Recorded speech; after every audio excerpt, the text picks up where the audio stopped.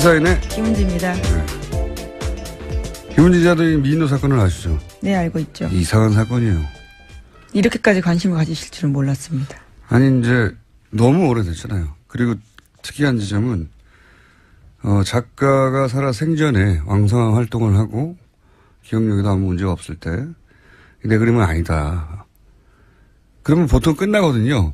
이 위장 논란은 작가가 사망한 이후에 보통 일어나는데 예, 이상한 사건이에요. 그래서 물론 기억력의 문제거나 성격의 문제일 수도 있지만 또 한편으로 만약에 진짜로 위작이라고 하면 26년간 작가가 아니라는데도 그걸 덮어왔지 않습니까? 뒤엎어왔지 않았습니까? 굉장한 힘이죠.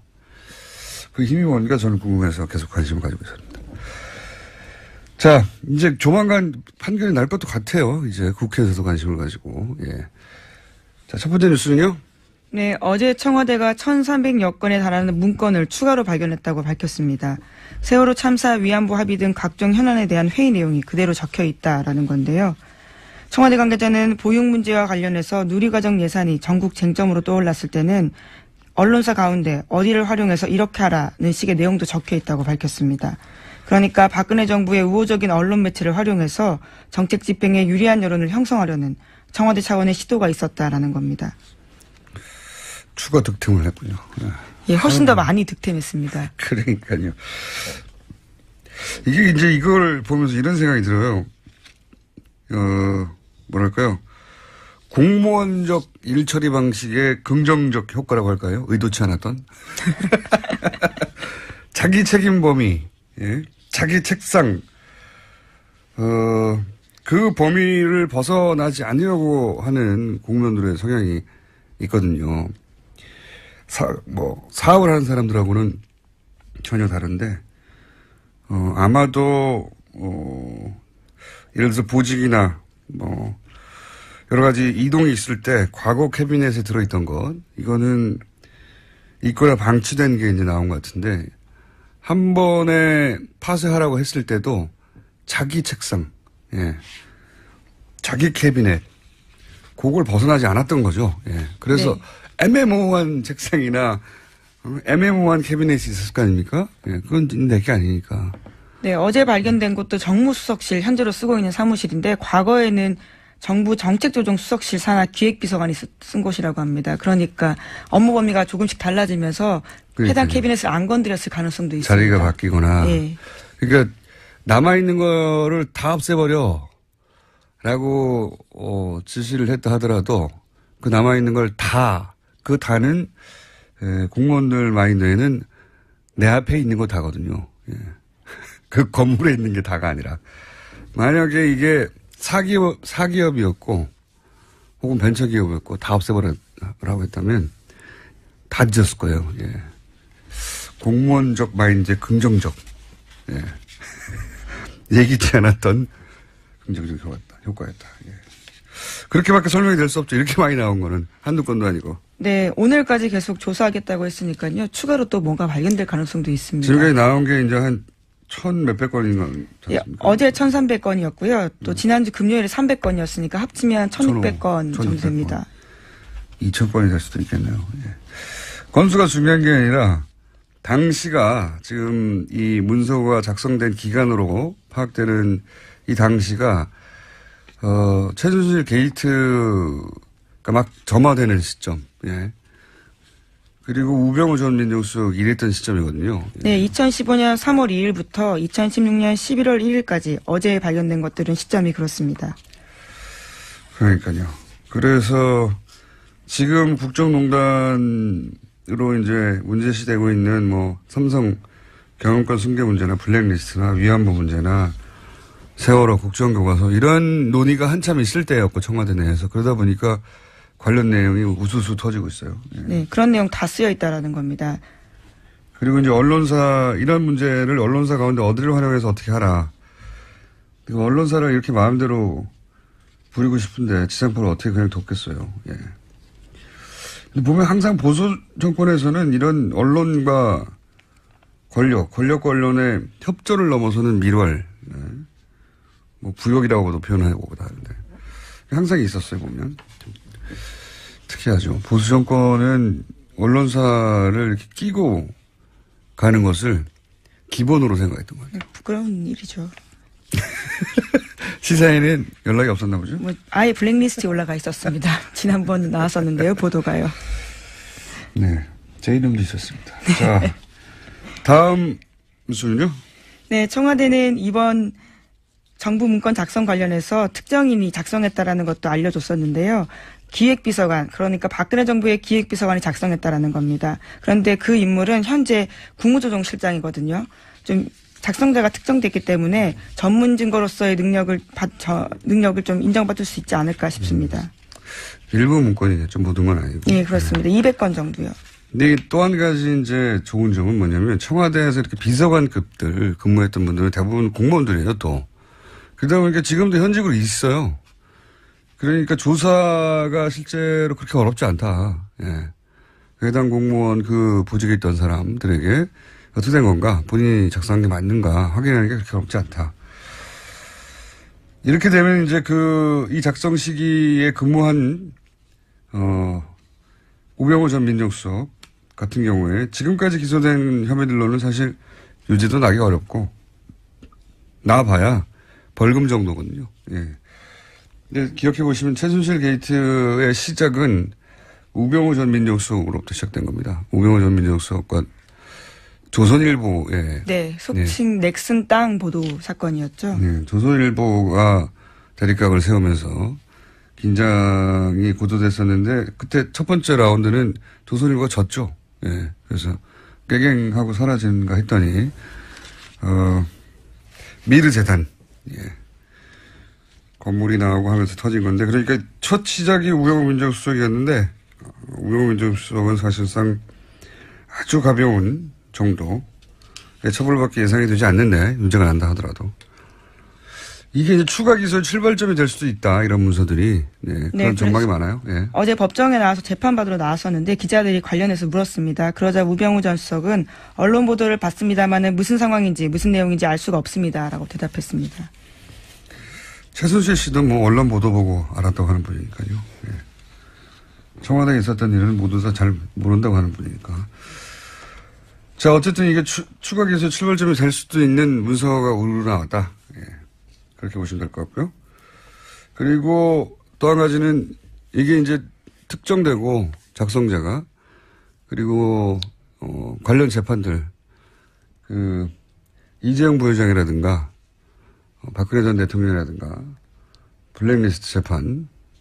블랙리스트 재판은 이제 선고가 나왔네요. 네, 이번 주 27일에 선고가 있습니다.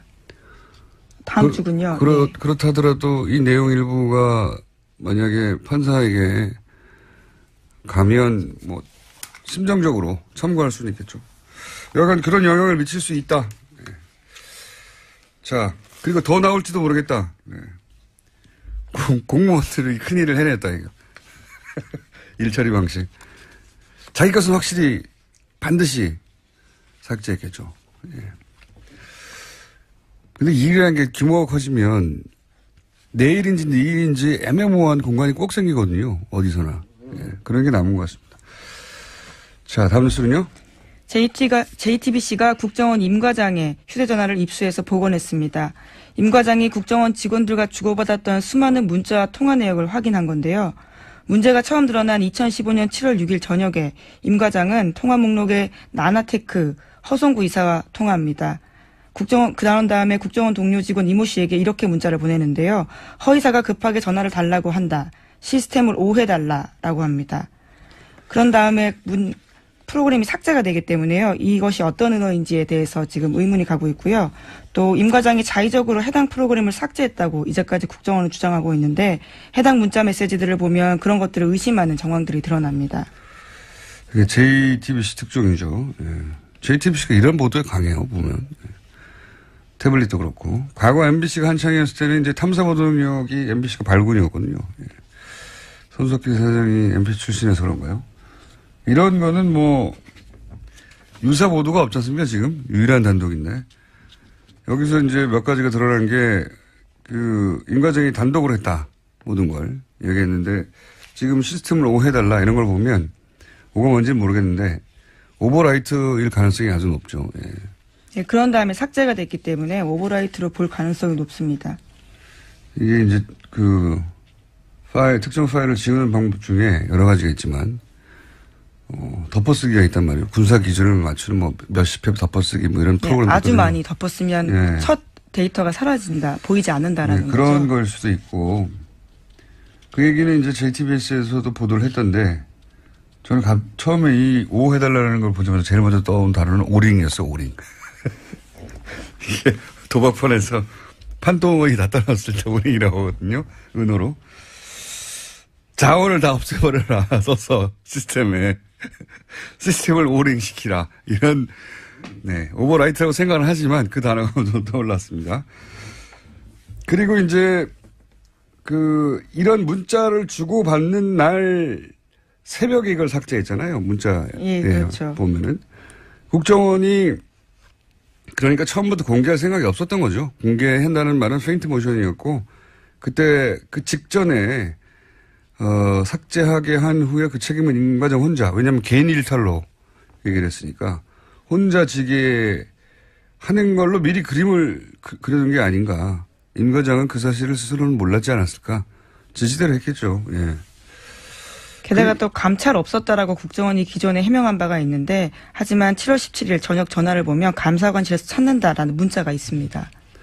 임 과장은 아마 이제 상관의 지시에 따라 삭제하라니까 삭제하고, 그 부분은 네가 책임지는 거 해라라고 한 것 같고, 그 책임이 이런 사망으로 이어질 줄은 저는 임 과장 본인도 몰랐을 거라고 봅니다.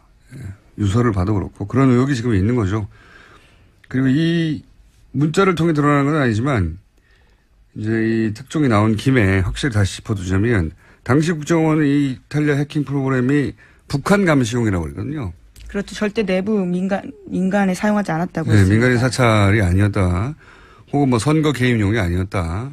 그런 얘기를 했는데, 당시 유출됐던 이탈리아 본사하고 주고받은 이메일을 보면 카톡 얘기가 나와요.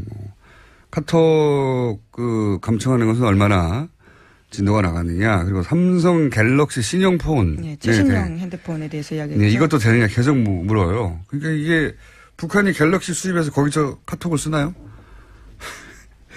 만약 북한이 진짜 카톡을 쓰면 이런 감청 프로그램을 어렵게 해외에서 수입할 필요가 없어요. 카카오 본사에서 카톡 서버를 보면 되죠. 말이 안 되는 소리예요, 이게. 말도 안 되는 소리죠. 그걸 왜 어렵게 이런 외부 프로그램을 사서 북한에 막 해킹을 해가지고 휴대폰을 그렇게 합니까?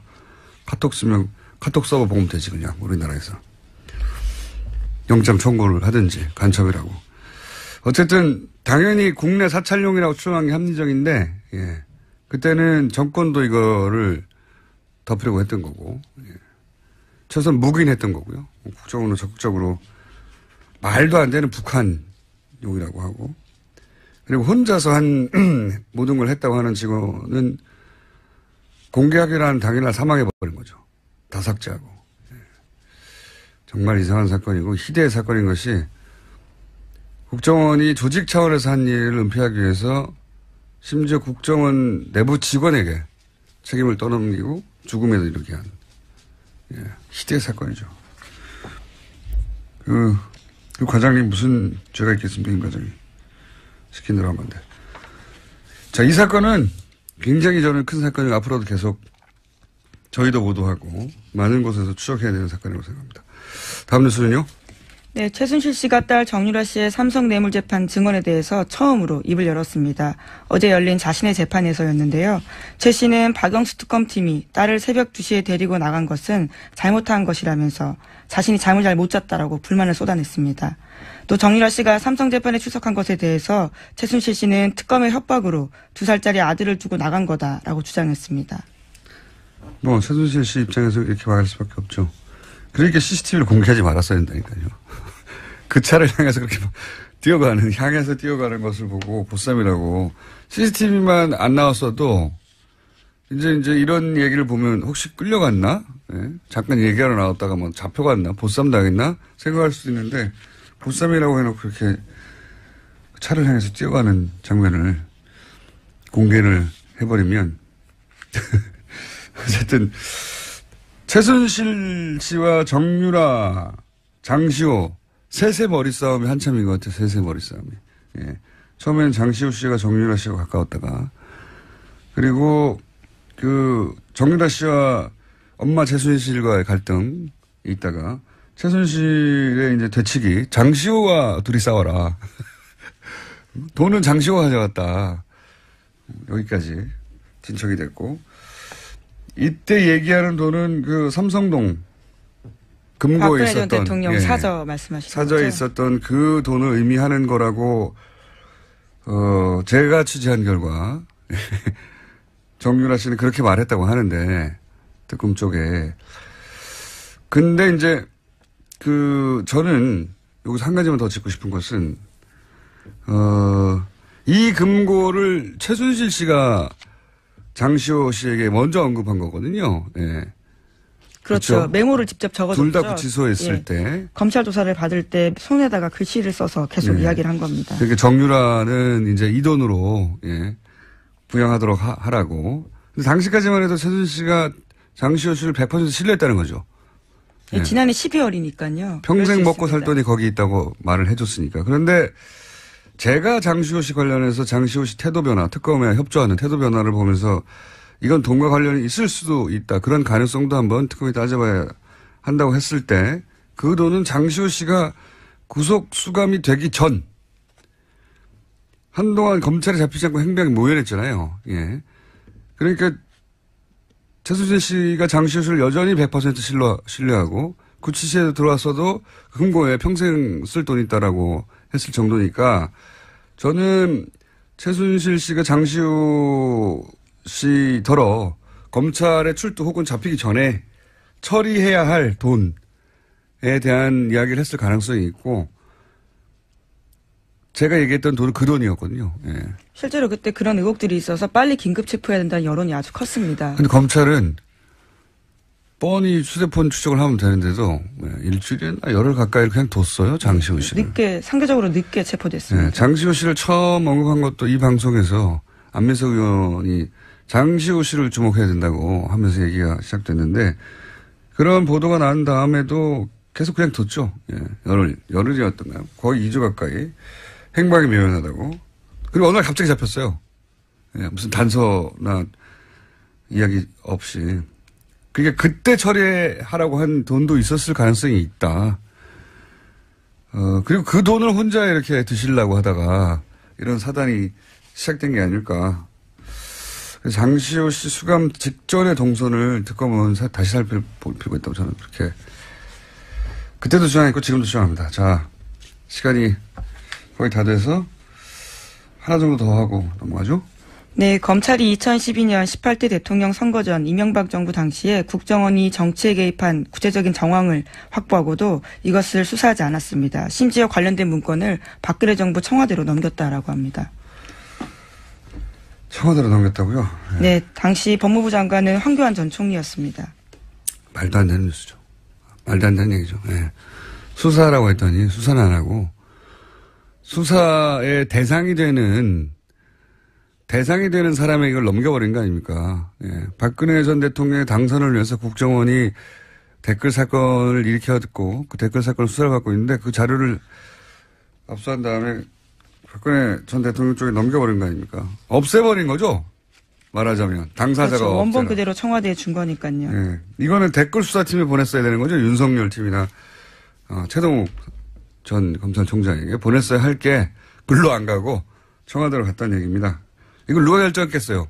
예, 당시 검찰이 이걸 압수수색한 다음에 넘기려면 검찰총장 아니면 법무부 장관이겠죠. 그렇죠. 직접 지휘를 하니까요. 네, 당시 법무부 장관이 황교안 법무부 장관,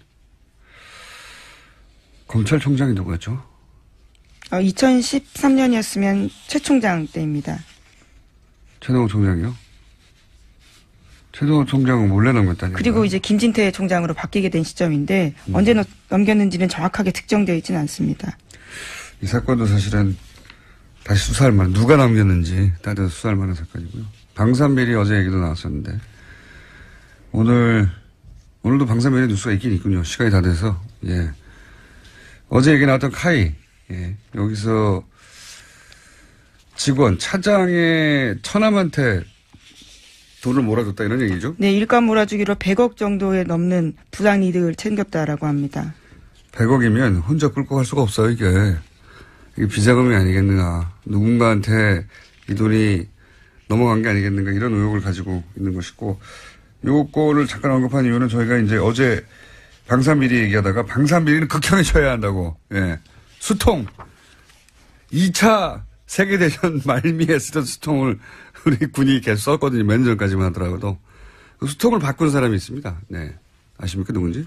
네, 김광진 전 의원이. 예. 그래서 김광진 전 의원을 저희가 3부에 모시기로. 수통을 바꾸는데, 예. 얼마나 들었고 얼마나 힘들었는지. 수통 바꿀 수 있으면 다 바꿀 수 있거든요. 자, 오늘 여기까지 하겠습니다. 시사인의 김은지였습니다. 감사합니다. 최근 국민의당이 여러모로 위기입니다. 국민의당 박지원 전 대표 전화 연결되어 있습니다. 안녕하십니까, 대표님. 안녕하세요. 예, 스튜디오 나오시기로 했는데 이렇게 안 나오십니까? 뭐가 처음부터 위기예요? 위기는 맞죠? 국가가 위기입니다. 예. 국가.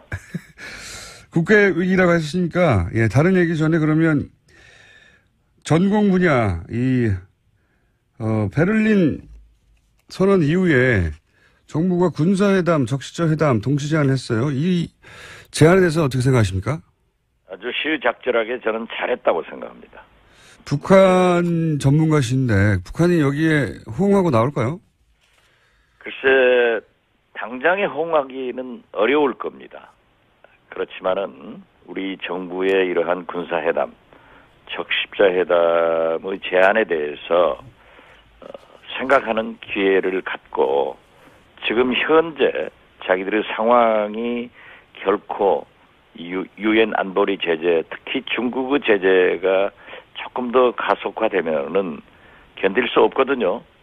그러니까 여러 가지를 생각하는, 그러면서도 우리가 또 받을 수 없는 그러한 것을 역제안할 수 있다. 저는 그렇게 봅니다.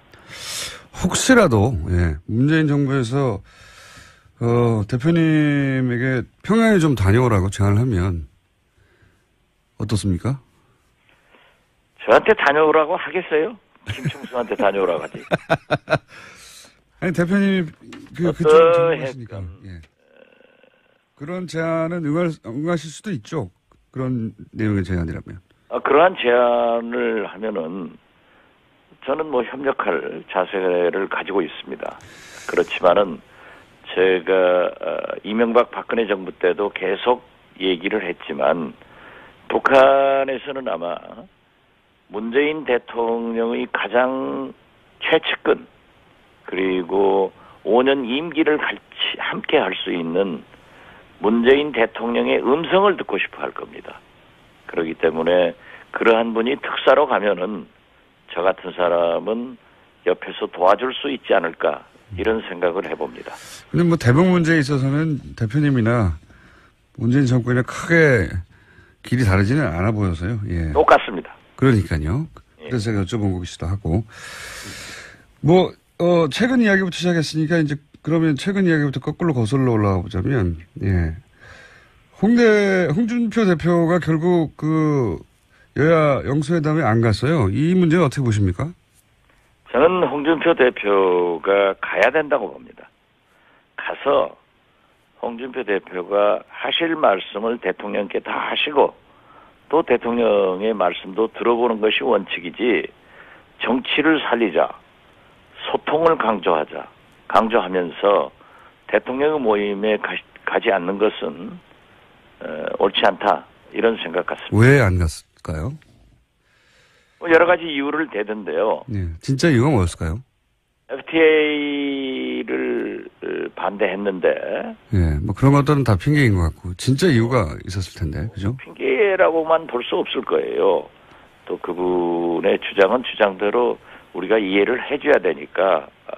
그리고 뭐 지난 대통령 선거 때의 앙금 이런 것들이 남아 있겠죠. 그렇지만은 예. 저는 그건 선거는 선거고 또 끝난 거 아니에요. 가장 큰 민주주의는 승복입니다. 예.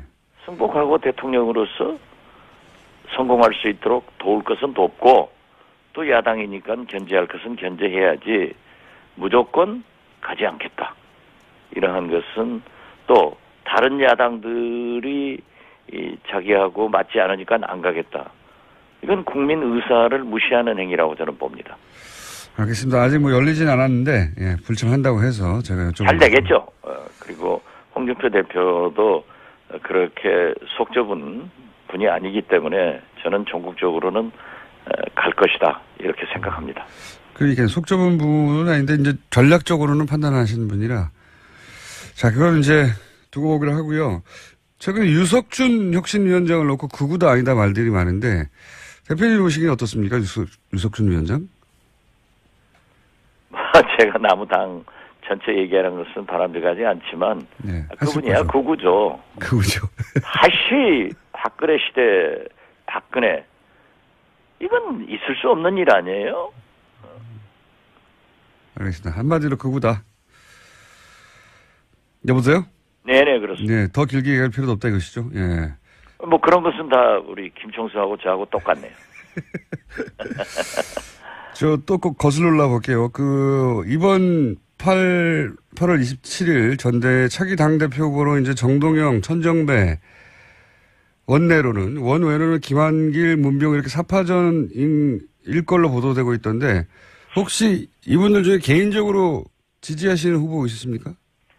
제가 이따 가더라도 이렇게 공개적으로 얘기할 수 있는 입장은 아니고요. 예. 그러니까 있긴 있으신 거죠? 네? 그건 답변을 유보하겠습니다. 예, 있으시군요. 혹시 현역인가요? 원외인가요? 글쎄요. 답변을 유보하겠다는 것을 이해하셨을 건데. 저기 손학규 전 대표는 최근 발언이 없으시는데 국민의당에 여전히 계시죠? 그렇습니다. 예. 이분의 출마 가능성은 없나요? 글쎄요. 언론에는 그러한 것을 보았습니다마는 최근에 연락을 안 해보았기 때문에 잘 모르겠습니다.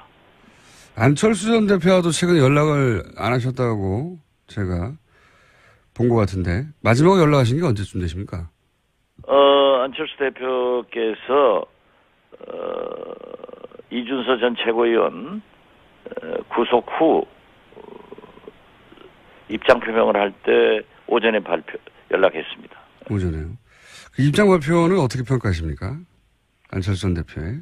저는 시의적절했다고 이미 평가를 했고 사실 그 문제에 대해서 또 얘기하는 것은 바람직하지 않지만 아무튼 후보로서 그러한 도덕적 정치적 책임을 말씀한 것은 잘했다 이렇게 생각합니다. 네, 뭐 그렇게 말씀하시는 건 이해가 가는데 이제 내용이 그러니까 시기가 너무 늦었던 것 치고는 내용이 그렇게 늦게 발표할 이유가 있었나 싶을 정도로 평이해서 그게 이제 안철수 대표가 또 주위에서 생각했던 내용들이에요. 사실 이유미 씨하고는 특별한 관계는 없어요. 그런데 카이스트 대학원 제자다. 또 캠프에서 자원봉사자 및 상황실에서 일했다. 이러면 일반적 국민 상식은 잘 알 것이다. 측근 아니냐 제자이기 때문에. 그런데 그런 관계는 아닌 것 같고요. 이준서 전 최고위원은 저에게도 비상대책위원 최고위원으로 추천한 분이고 비교적 가까운 분이에요. 그렇기 때문에 안철수 전 대표로서는 말씀하기가 참 곤란한 거예요. 사실은 모르고. 이유미 씨는 이미 검찰에 구속돼 있고 또 이준서 씨도 구속돼 있기 때문에 검찰 수사 결과를 보고 입장을 발표하는 것이 좋지 않느냐. 또 잘못하면은 검찰에 뭐 수사 가이드라인을 주느니 그 결과도 모르면서 얘기하느니 말꼬리 잡잖아요. 그래서 아마 그 많은 비난을 감수하면서 기다렸다가 이준서 최고위원이 구속되니까 유감 표명을 한 것으로 알고 있습니다. 전후 사정은 그렇긴 합니다만 그 임팩트가 너무 없었다 뭐 이런 세간의 평이 있습니다. 네, 그건 임팩트란 게 뭡니까? 뭐 정계 은퇴하라 이 말씀하시고 뭐 그게 아니다 하더라도 네. 그 정도 내용이면 그렇게까지 미룰 일이 뭐가 있었냐, 뭐 이런 지적인데, 이제 그건 지나갔으니까요. 네. 어쨌든 제보조작권을 꺼내셨으니까 몇 가지만. 아니, 뭐 내가 꺼냈어요? 김총수가 꺼내놓고 말이지. 하다 보니 글로 갔죠, 뭐. 어쩔 수 없이. 그게 주목적 아니에요? 주목적까지는 아니고, 예. 네. 예. 말씀하세요, 아무튼. 그걸 또 기다리셨죠, 질문을. 몇 가지만 여쭤보자면요. 물론 뭐 많은 부분들이 이제 정리되어 가는 중이긴 한데, 아직도 정리가 안 되게 한 서너 가지 있는 것 같습니다. 뭐냐면, 우선, 국민의당에서는 이유미 씨 단독 범행이라고 처음부터 주장했고, 자체 조사한다고 그렇게 결론이 났는데, 이제, 이준서 전 최고위원이 구속이 됐으니까, 이제는 단독 범행이라고 하면 안 되는 거 아닙니까? 저는 지금도 이유미 씨 단독 범행으로 믿고 있습니다. 알고 있고요. 여기서 단독 범행이라는 게 이제 조작을 단독으로 했다는 건데. 그렇죠. 예. 조작을 단독으로 했죠. 예. 그런데 이제 이유미 씨가 기자회견을 해서 국민들에게 허위사실 유포한 거 아니고 당의 최고위원이 연루됐으니까 그리고 그걸 퍼뜨린 거는 공적 조직이었으니까 이걸 단독 범행이라고 하면 조작 행위 그 자체에만 포커스를 맞추는 거니까 이제는 단독 범행이라고 하면 안 되는 거 아닙니까? 그러니까 검찰도 이준서 씨 영장 청구 단계에서는 이유미 씨 단독 범행이라고 했어요. 그러니까 조작을 단독으로 했다는 아니 거죠. 글쎄. 예. 그런데 우리 김총수께서도 방송을 통해서 그러한 얘기를 했다가 많이 피소 당해봤는데 저도 많이 당했어요. 예. 저는 지금도 재판받고 있어요. 네. 저도 그렇습니다. 그렇지만은 예. 확정적으로 믿을 수 있는 그러한 믿음이 갔을 때는 얘기를 한 것 같아요. 그러니까 저는 지금도 그게 의심스러워요. 누가 전화, 아들, 회사, 본인 세례를 놓고 카톡을 조작할 걸 알았겠어요. 누가 자기 동생을 데리고 앉아서 음성 조작을 할 수 있겠어요. 그렇기 때문에 이준서 씨는 믿었고 또 파슨스쿨 그분들이 다녔다는 그러한 명단인가 뭐 서류상 확인을 했고 또 전화번호를 달라고 하니까 이메일 전화를 주니까 기자들이 그러한 내용으로 인터뷰 이메일을 보내도 본인이 열어보기는 했는데 답변이 없으니까 그러면서 이유미 씨는 이 두 분이 대기업에 다니고 있기 때문에 자기들의 신상이 밝혀지는 걸 원하지 않는다. 이런 것에서 완전 범죄에 따라서 넘어갔던 것 같아요. 물론 제가 다시 말씀드립니다마는 철저한 검증 또 이러한 사태에 대해서 당시 당대표였던 저로서는 무한 책임을 가지고 있습니다. 잘못된 거예요. 그렇기 때문에 사과를 했어요. 그렇지만 지금은 법적 사실로 넘어갔기 때문에 우리 입장에서는 지금 현재도 이준서 씨도 구속된 상태에서 어제까지 9번 하루에 10시간 이상 조사를 받고 있단 말이에요. 그러면서도 보도 보면은 부인하고 있기 때문에 우리는 검찰 수사를 좀 지켜보자. 그리고 뭐 다음 주에 이준서 씨가 기소될 거니까 그때 보면은 나타나지 않느냐 이런 입장을 가지고 있습니다. 뭐 입장은 잘 알겠습니다. 이제 근데 이유미 씨가 혼자 기자회견을 만약에 했다면 이 뭐 공신력도 없고 파급력도 없을 텐데 이제 유력 대선 후보를 낸 공당이 사실이라고 하니까 모든 매체가 바다를 쓴 거고 그리고 이제 최고위원까지 구속이 됐으니까 이거를 이제 조작이라는 사실 자체 그걸 제작한 사람에만 포커스를 맞춰서 단독 범행이라고 하면 안 될 것 같다고 제가 여쭤보는 건데 이제 알겠습니다. 똑같은 답변이 나올 것 같아서 그럼 다음으로 넘어가겠는데 예. 우리 김어준 총수도 방송을 하면서 그러한 것이 검증을 해서 믿을 수 라고 했으니까 방송했지만은 비서당해가지고 얼마나 고생을 했어요. 지금 다 끝났어요? 아직도 안 끝났는데요. 안 끝났으면 말할 자격이 없어요. 아니죠. 그러니까 제가 재판을 받는 거 아닙니까? 그래서. 그러니까. 예. 그러니까 그거를. 그런데 그러면 김총수는 거기에. 예. 이게 조작됐다, 사실이 아니다 알면서 방송하셨어요. 그건 아니잖아요.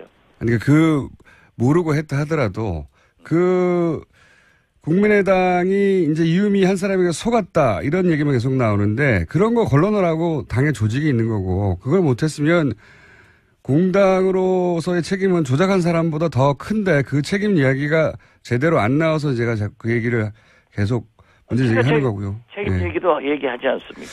알겠습니다. 이제 다음으로 넘어갈게요. 두 번째 질문은 이제 이준서 씨가 체포가 됐어요. 예. 근데 검찰 수사 결과로는 기자회견을 5월 5일 날 했는데 다음 날 사실상 제보자가 없다는 문자를 이유미 씨로부터 받았는데 그걸 삭제했다고 지금 드러났거든요. 그 사실은 아시죠? 보도를 통해서. 그것은 아직 확인되지 않습니다. 저도 그 보도를 보고 예. 물어보았는데요. 그렇지가 않다 하는 얘기를 그러한 내용의 문자나 혹은 카톡을 받은 적이 없고 삭제하지 않았다. 그렇게 이준서 씨 변호인은 얘기하고 있고요. 예. 남부지검에서도 그러한 사실이 없다라고 부인을 했습니다. 그런데 이 과정에서 예. 어디에서 나왔는 팩트, 그 사실 자체를 모르기 때문에 우리는 더욱 검찰 수사 또는 이준서 씨 기소되는 그 기소장에 나타날 거니까 그걸 좀 봐야겠다 하는 유보적 입장을 가지고 있습니다. 알겠습니다. 보도되긴 했는데 아직 팩트로 확인이 안 됐다는 말씀이시군요. 팩트 확인도 안 되고 예. 남부지검에서도 그러한 게 없다라고 부인해 줬습니다. 알겠습니다. 그거는 저도 다시 한번 확인을 해서 그러면 그 질문은 다음 기회에 하기로 하고요. 만약에 그랬다면 사실 이준서 씨가 모른다는 건 이제 거짓말이니까요. 근데 그렇지, 그랬다고 하면은 문제가 되겠죠. 예. 그거는 일단 질문을 유보해 놓겠습니다. 다음 기회로. 그런데 이제 제가 꼭 여쭤보고 싶은 건 이런 부분입니다. 대표님이 이제 입장을 바꿔서 예를 들어서 안철수 후보 부인이나 딸이 불법을 저질렀다는 어떤 제보 녹취를 문재인 캠프에서 선거 나흘 전에 기자회견에서 대대적으로 퍼뜨렸어요. 근데 나중에 보니까 조작을 했어요. 근데 민주당에서는 일개 당원이 혼자 다 했다고 해요. 그럼 대표님은 그냥 두시겠습니까? 그럴 경우는 민주당 해체하라고 하고 문재인 대통령 탄핵이라고 하고 이렇게 얘기하지 않으셨겠어요? 안철수 후보의 따님 혹은 뭐 부인, 예. 민주당에서 많이 했습니다. 예, 그런데 그게 아니라 이것처럼 뭔가 결정적 과정에 대해서 예. 그렇게 얘기를 하면은 제가 무슨 답변을 내놔야 돼요? 아니, 그러니까 입장을 바꿔서 답변을 만들어서 한번 해보세요. 입장을 바꿔서 생각을 해보시면 입장을 바꿔서 하더라도 예. 물론 우리가 선거 과정에서 여러 가지 네거티브 전술을 쓴 것은 문재인 후보 측에서도 우리도 모든 대통령 후보들이 다 한 것에 대해서 잘했다 이렇게 생각하지는 않습니다. 그렇지만 미국 대통령 선거 보세요. 네거티브가 더 심해요. 우리가 거기가 좋다는 게 아니라 그 문제에 대해서 결과적으로 그렇게 나왔기 때문에 우리가 사과한 거 아니에요. 그러니까 이제 네거티브가 아니라 이건 조작을 한 거니까 상대방이 똑같은 조작을 했을 때도 이건 그래서 상대방이 일개 당원이 혼자 다 했다고 하면 그냥 아니 네. 그 조작한 사실을 몰랐잖아요. 그러니까 제 말은 그겁니다. 제가 아까도 말씀드렸잖아요. 몰랐다고 하는 거는 알겠는데요. 조작하는 것. 예. 동생하고 함께 앉아서 음성 파일을 만드는 걸. 어느 사람이 그걸 생각했겠어요. 생산하기 힘든 일이죠. 예, 맞습니다. 아니 그런데 예. 그걸 그렇게 했으니까 확정적으로 했으니까 알았으니까 결과가 이러니까 지금 답변해라. 뭘 답변해요? 대표님이 평상시하고 다르게 오늘 좀 꼬이십니다. 예. 해보세요. 이것 넘어가고요. 그러면 그렇게 넘어가는 게 많아요? 대표님 답변이 계속 똑같을 것 같아가지고요. 저는 대표님이 사전에 이거를 알았거나 조사가 지시했거나 그럴 일은 절대 없다고 생각합니다. 대표님이 선거를 한두 번 치른 분도 아니고. 그런데 이제. 그건 아주 정확하게 얘기하네요. 그 대목은 저도 그렇게 생각합니다. 예. 선거 도사신데요. 근데 이거는 잘 이해가 안 가는 부분이 있습니다. 뭐냐면 대선 4일 전에 선거에 결정적 영향을 줄지도 모르는, 예. 줄지도 모르는 기자회견이 있을 거다. 요 내용은 사전 통보를 했을 것 같은데요. 이것도 없었습니까? 받지 않았어요. 그러한 것들을 받았다고 하면은 이준서 씨가 지금 구속 중이에요. 이유미 씨도 구속 중이에요. 그리고 김인원, 김성호 이 두 부단장도 지금 조사를 받고 있다고요. 그러니까 이 정도 사안을 당대표나 후보에게 사전에 지시하거나 그 조작을 지시하거나 그러진 않았다 하더라도 이런 게 나왔습니다. 이제 곧 발표합니다. 이런 보고도 안 하고 발표한다는 게 이건 말이 안 되는 것 같은데요, 대표님. 저도 말씀드리지만은 네. 국가기관이나 회사 조직이 아니에요, 정당은. 그렇기 때문에 네. 그러한 모든 것이 당 대표에게 또는 후보에게 보고되지 않는다 하는 것을 국민들은 상식적으로 믿지를 않고 있다고요. 이게 모든 사안이 보고되지는 않죠. 글쎄, 예. 제 말씀 들어보세요. 예.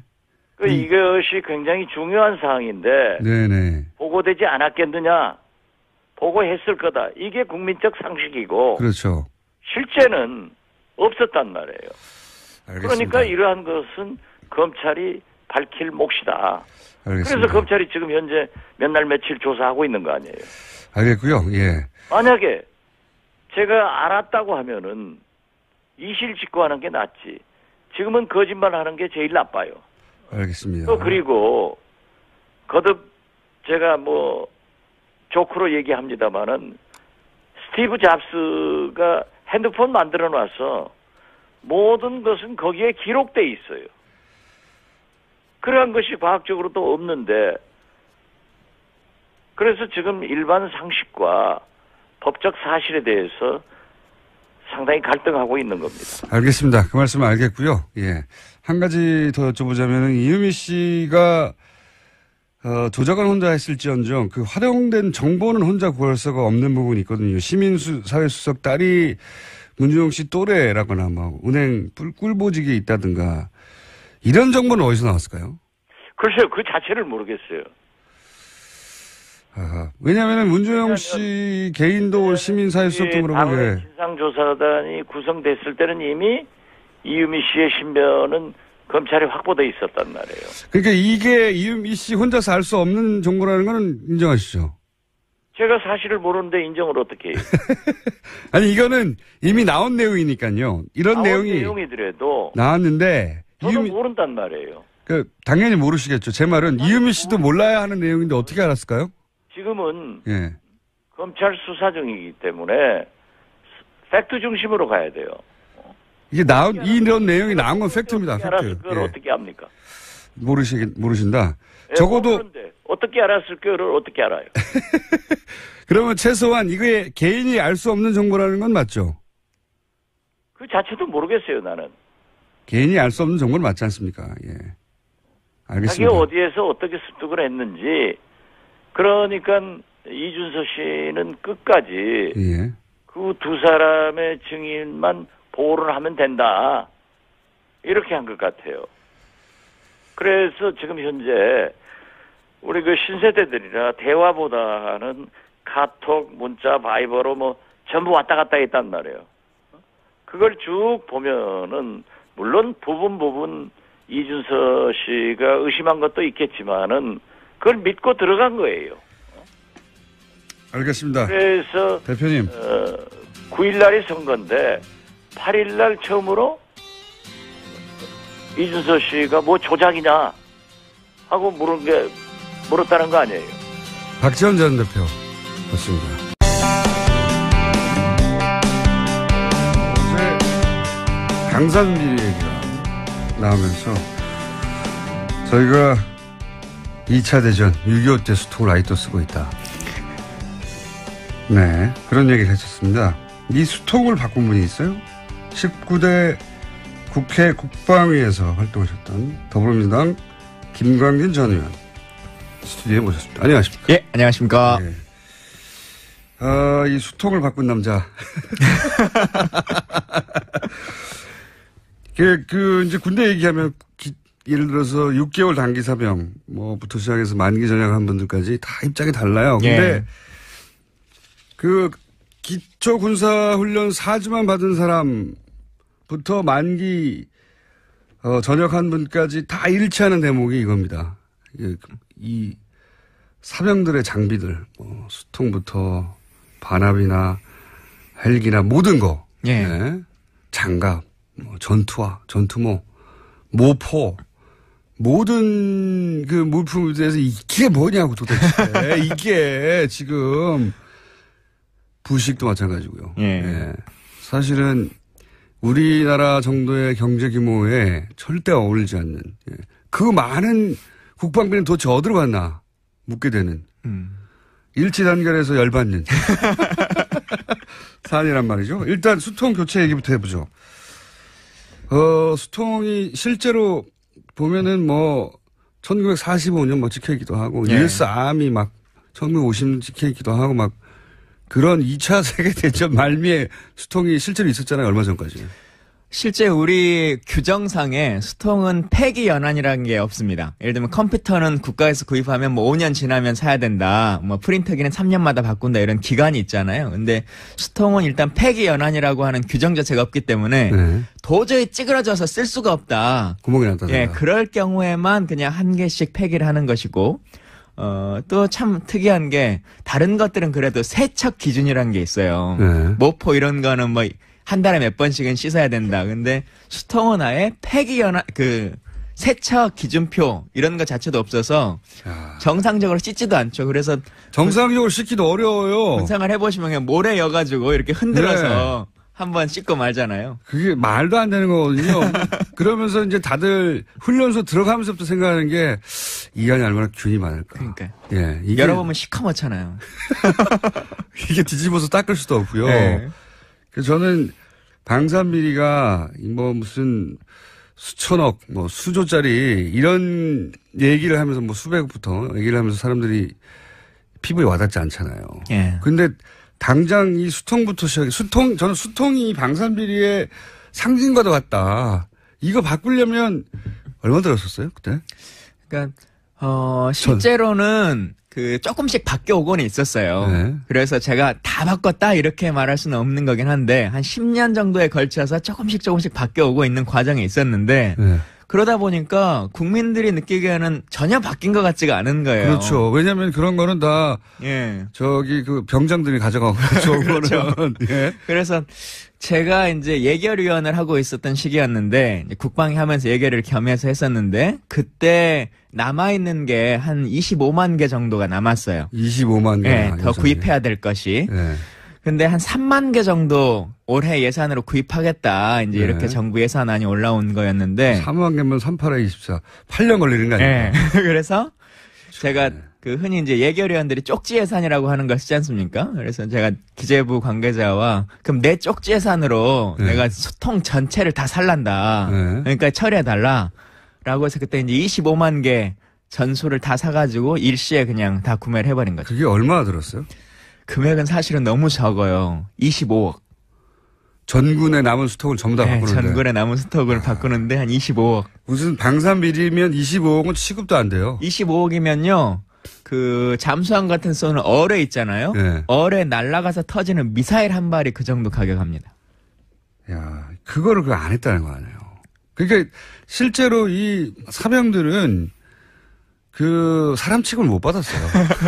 실제. 더 웃긴 건 뭐냐면. 사람으로 취급했으면 이럴 수 없는 거죠. 병장이 썼다 이렇게 말씀하셨는데, 그러고 나서 다음해 가을쯤에 전부 다 구입을 했어요, 국가가. 예. 근데 저희한테 계속 민원이 오는 거예요. 수통이 진행이 안 되고 있다고. 다 바꿨다고 당신 하는데, 왜 우리 부대는 안 바뀌었냐. 우리 계속 이거 쓰고 있다. 해서 계속 이제 연락이 오는 부대마다 계속 물어보는 거예요. 그랬더니 사단에서 뭐라고 얘기를 하냐면, 구입한 거 맞다. 새 걸로 다 했다. 근데 전쟁 나면 쓰려고 창고에 보관하고 있고 아직까지는 원래 쓰던 걸 쓰고 있다. 이렇게 답을 하더라고요. 군대가 그래요. 전쟁남 그 전에 균 먹고 죽겠어요. 아주. 그래서 이 방송 듣는 아직도 그런 것을 쓰는 부대가 있으면 제보해 주십시오. 그러면. 아니 그 장군들한테 그거 차고 다니면서 그거 마셔보라고 하세요. 그걸로. 아무도 안 마십니다. 그렇죠. 안타까운 장군들은 일입니다. 거기다가 물러서 딴 게 없으니까 할 수 없이 쓰는 건데 하여튼 군에서 방산비리는 극형에 처해야 됩니다. 극형에. 그렇게 생각 안 하십니까? 그러니까 방산비리는 이적행위다. 어제 대통령도 이제 말씀하셨는데 실제로 그렇기도 하죠. 우리 장병들의 삶을 낮추는 것이기도 하고 그게 조금 더 크게 보면 뭐 잠수함이라든가 뭐 함정이라든가 전투기에 방산비리가 있으면 결국 적을 이롭게 하는 거잖아요. 이적행위를 벌이고 있는 거죠. 아니 개인 노트북 사달라는 게 아니잖아요. 물 좀 깨끗한 데서 먹겠다고. 물통 좀 바꿔달라고요. 물통 좀. 이게 수십 년째 이어지던 이야기인데. 그 모포는 도대체 몇십 년간 몇십 명이 썼던 그 모포인지도 모르는 걸 그대로 쓰고 있는 거죠. 그러니까 이 군생활을 4주 기초군사훈련 했던 분들부터 만기 전역한 분들까지 다 똑같이 느끼는 거기 때문에 저희가 문자 받고 있습니다. 나는 이런 것까지 겪어봤다. 저희가 시민컷을 한번 받아봤어요. 예. 예. 본인들이 군생활 할 때 정말 이건 말이 안 된다고 싶었던 사안들 한번 들어보겠습니다. 수통 냄새도 나고 이물질도 잘 벗겨지지도 않고 뭐 이끼도 낀 것도 있고 녹도 쓴 것도 있고 침낭도 좀 많이 솜 같은 게 빠져 있어가지고 그래서 좀 추웠어요. 실제 가격이 16만 원인 거는 별로 믿어지진 않죠. 세탁기도 이제 5, 60명이 한 대로 썼으니까 이제 그게 훈련 갔다 오고 있으면 계속 밀려있는 상태죠. 계속 그러니까 그게 계속 돌아가니까 고장날 수밖에 없는. 군인들이 그 총 쏘잖아요. K2랑 뭐 M16 엄청 옛날에 쓰던 거 진짜 한 8, 90년대 정도 되지 않았을까 싶은데요. 전투복의 경우는 많이 이제 소금기도 많이 일어나고 많이 불편하죠. 땀도 많이 흡수도 안 되고. 애들 보내놓고 걱정이 많이 돼요. 애들한테는 줄 거 제대로 안 주고 그 생각하면 눈물 나오려고 그래요. 애들이 얼마나 고생을 하나 그런 생각에. 자기 자식이 만약에 군대 갔다고 생각을 한다면 그리고 그 사람들이 사용하는 그 가장 기본적인 먹고 자고 쓰고 하는 것들이 그렇게 낙후돼 있다는 50년 전 걸 아직도 쓰고 있다면 그게 용납이 되겠느냐. 아무래도 세금이 좀 엄한 대로 새고 있구나 그런 생각이 들긴 하죠. 이거는요 방송이라서 이렇게 얘기한 거고요. 술자리에서 녹음을 해야 되는데. 예, 술자리에 가면 욕설이 난무합니다. 예, 다들 겪었으니까요. 예. 전투복은 왜 땀이 안 빠집니까? 어떻게 특수하게 그렇게 제작했어요? 그러니까 한 4, 5년 걸쳐서 개발을 해가지고 만들었는데 땀이 안 빠지는 전투복인데 참 웃긴 게 뭐냐면 이것도 에피소드가 있어요. 아주 좋은 걸 개발했다. 미군 스타일로 만들었다. 라고 해가지고 그 원래 군인들이 보면 팔 몇 번 접냐 이걸 나름대로의 그 즐거움으로 생각하잖아요. 근데 이 개발한 사람들이 이건 미국 스타일로 만들었기 때문에 접으면 안 된다. 라고 해가지고 안 그래도 이 땀복으로 만들어 놓은 이 전투복을 절대 못 걷게 하는 거예요. 요즘은 땀이 안 빠지는 거 만들기가 더 어렵거든요. 그렇죠. 근데 그것도 민원이 엄청 들어와가지고 결국은 그때 군 관계자랑 뭐 이렇게 얘기하면서 하여튼 그거 팔 접는 거 해결 안 해주면 내가 그 국방부가 원하는 뭐 이렇게 계속 딜로 하겠다, 잡고 있겠다라고 해가지고 그걸 풀어주는 얘기를 했었는데 참 안타까운 일이죠. 그렇게 만들고도 잘못되고 실제로 더 웃긴 건 땀이 안 빠지는 것뿐만 아니라 이때 납품했던 11만 벌 정도의 초도 물품이 전부 다 불량품이었어요. 기품원에서 스스로 인정한 전량 불량품. 왜 특히 사병들을 상대하는 군납 제품들은 다 이렇죠. 하나같이 다 그래요. 하나같이. 사람을 귀하게 여기지 못하기 때문에 이제 더 그런 것 같은데요. 그냥 기본만 하면 되는 거 아닙니까? 그리고 또 가격은 왜 이렇게 비쌉니까? 뭐 담요가 10몇만 원이라고 그러는데 사대 담요도 10몇만 원 안 해요. 요새 이렇게 얇은 거는. 그렇죠. 가격은 왜 이렇게 비싸요? 또? 같은 가격인데 옥션에서 사가지고 그냥 들어가면 오리털로 돼 있는데 그러니까요. 군에서 주는 건 솜털로 돼 있고 뭐 이제 이런 거 아닙니까? 그 돈이 어디로 새는 거 아닙니까? 그냥 부풀리고 또 중간에 없어지고 뭐 이제 이런 것들인데 방탄복은 왜 방탄이 안 되는 거예요? 우리나라 그런 거 많아요. 총에 뚫리는 방탄복, 가라앉지 않는 잠수함. 물에 뜨지 않는 구명조끼. 뭐 이제 하여튼 참 시리즈로 많이 있는데. 군대는 신기한 물건. 도대체 이걸 어디서 만들었을까? 누가 만들었을까? 엄청나게 많잖아요. 예. 이게 왜 그런 겁니까? 그러니까 일단은 소비자. 우리 국민들도 좀 바뀌어야 되는 것이 우리가 군대는 원래 그래. 그렇게 생각 안 해요, 이제. 네, 넘어가 버리는 경우들이 많잖아요. 그러니까 병장 유니온도 협동조합도 만들어야 돼요. 그래서 진짜 잘못되면 이걸 문제 제기를 하고 그냥 21개월 넘기면 끝나는 거야. 아유, 그러고 나서 우리 국민들 그러잖아요. 자기 군생활은 정말 힘든데 개구리 마크를 딱 다는 순간 뭐라 그러냐면 군대는 더 빡세져야 돼. 이렇게 얘기하거든요. 끝났으니까. 네. 근데 군에 있을 때 이거 얘기해봐야 되나? 그러니까요. 그리고 얘기할 데가 없어요. 자기 상관한테 얘기해봐야 돌아오는 건 눈치. 얼차례만 안 받으면 다행이죠.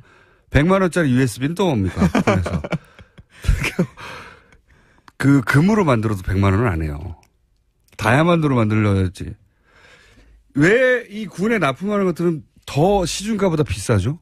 품질은 더 떨어지네. 품질은 시내에 나오면 아무도 안 살 품질인데 가격은 제일 높아요. 예. 이게 왜 이런 차이가 발생하는 겁니까? 그러니까 군용품이라고 옵션을 하나씩 여는 거거든요. 아까 99만 원짜리 USB도 그 ROC라고 흔히 말하는 군사 요구도라고 하는 견적서에 뭘 요구를 하냐면 예를 들면 추위에 일반 USB보다 뭐 1도 더 그 감당하도록 해야 된다 뭐 이런 걸 여는 1도. 거예요. 근데 이게 어떤 의미가 있냐면 사실은 일반 상용품으로 쓰면 공개 경쟁을 시키면 됩니다. 그럼 훨씬 저렴하게 살 수 있는데 우리 TBS에서 A4 용지를 사는데 원래 1mm짜리를 그냥 쓰면 되잖아요. 근데 군용으로 1.1mm를 우린 쓰겠다 이렇게 선언하는 거죠. 그러면 한솔이나 이런 데서는 납품할 수가 없어요. 미리 그 정보를 알고 있는 업체 1.1mm로 공고를 낼 거다라고 하는 업체와 미리 짜고 거기서부터 유착이 시작되는 거군요. 그 업체만 납품할 수 있는 거죠. 그러니까 그 업체만 납품할 수 있으니까 그 업체가 가격을 마음대로 정할 수 마음대로 있고. 정할 수 있는 거죠. 그리고 군에서는 수 있고 군에서는 그걸 알면서도 그 가격을 어차피 자기 돈 나가는 거 아니니까. 그러면 상호 간의 좋은 방법을 택하는 거죠. 그래서 남는 잉여 이익 일부가 어떻게든 돌아서 이렇게 방산 비리에 그 종잣돈이 되는 거죠? 예, 이제 그렇게 되는 모습이 엊그제 이제 감사원에서 감사보고 나왔고, 대통령도 말씀하셨던 카이의 이제 수리원 연구 개발 이런 내용들이 나오는 거지 않습니까? 연구비를 부풀려가지고 중간에 누군가로 돈이 돌아가고 이런 이 커넥션들이 생기는 거죠. 친인척을 동원해가지고 차장의 처남이요? 차장의 처남한테 처남에 무슨 힘이 있다고. 당연히 대표가 개입하지 않았겠는가 의심이 드는 건데, 직접 할 수는 없으니까, 차장으로 지시할 수는 없으니까, 차장의 처남한테 몰아주고 그 중에 절반 띵 했다는 거 아닙니까? 카이가 그런 걸로 많이 유명한데, 직원들 상여금을 준다고 선물 사는 비용을 쓰고는 상품권으로 한 7억 정도를 더 삥을 뜯어요, 중간에. 그리고는 그게 어디로 갔는지 지금까지도 몰라요. 몰라요? 예, 7억의 상품권이 도대체 지금까지 어디로 흘러갔느냐, 이게 정치권으로 갔느냐, 어디 로비로 썼느냐라고 하는 게 아직도 밝혀지지 않고 있죠. 이 업체 선정에서부터 그러면은 이걸 없앨 수 있는 방법은 없어요? 그런 비리들? 그러니까 사실은 상용품으로 할 수 있는 것들은 대부분 상용품을 이제 좀 돌려야 됩니다. 그러니까 조달청에서 납품할 수 있는 거의 대부분의 물품들은 그렇게 하면 되는 것인데. 그렇게 안 되는 물건이 뭐가 있어요, 이제? 별로 없잖아요. 네, 사실 거의 없어요. 군용품도 요즘은 민수가 훨씬 더 좋거든요. 그 관급 장비라 그래가지고 관에서만 만들어야 된다. 국가가 직접 해야 된다라고 하는 장비들이 있어요. 근데 그런 것들이 예전에는 국가 기술이 훨씬 더 셌으니까 그렇게 왔었는데 통영함 때, 그러니까 세월호 구조함으로 보내려고 했었던 통영함 있지 않습니까? 근데 통영함이 밟지 못했던 이유가 대우조선이 배를 안 만들어서가 아니잖아요. 배는 다 만들었어요. 근데 관급 장비라고 몇 개 빼놓은 것들이 있어요. 국가가 내가 직접 하겠다. 예를 들면 소나라고 해서 그 해저 레이더인데 그걸 잘못해가지고 군용 고등어 잡는 어군 탐지기로 산 거 아닙니까? 그게 대우조선이 한 일이 아닙니다. 그걸 국가가 직접 하겠다라고 해서 한 거거든요. 그러니까 사실은 통영함에서 문제된 건 민수는 다 끝났어요. 근데 관급 장비 열 몇 개가 하나도 해결되지 않아서 배가 뜨지 못한 거거든요. 그것도 틀림없이 이런 식의 입찰 단계에서부터의 그런 일들이 벌어지는 거죠. 문제가 있었던 거예요. 이걸 뻔히 알 텐데 왜 안 고쳐질까요? 그러니까 이제는 그 관급이라고 하는 것들을 좀 버려서 네. 공개 입찰로 거의 대부분의 일들을 돌리면 됩니다. 그리고 민간 기술이 훨씬 더 셉니다. 그래서 그런 걸로 좀 전환시키고 또 입찰도 너무 기간을 짧게 줘요. 그렇겠죠. 다른 네. 업체 못 들어오게 하라고. 네, 아까 A4 예를 들었습니다만 1.1mm로 예를 들면 입찰 기간을 1년 후에 한다라고 하면 한솔재지도 다들 들어오겠죠. 준비할 수 있습니다. 근데 1.1mm로 2달 안에 납품이 가능한 업체 이렇게 하는 거죠. 아니 그 조건 자체가 그 특정 업체 외에는 절대 못 들어오도록 할 수 없게끔 하는 거죠. 입찰 조건이 아니라 입찰을 못 들어오게 하는 조건이죠. 다른 업체는.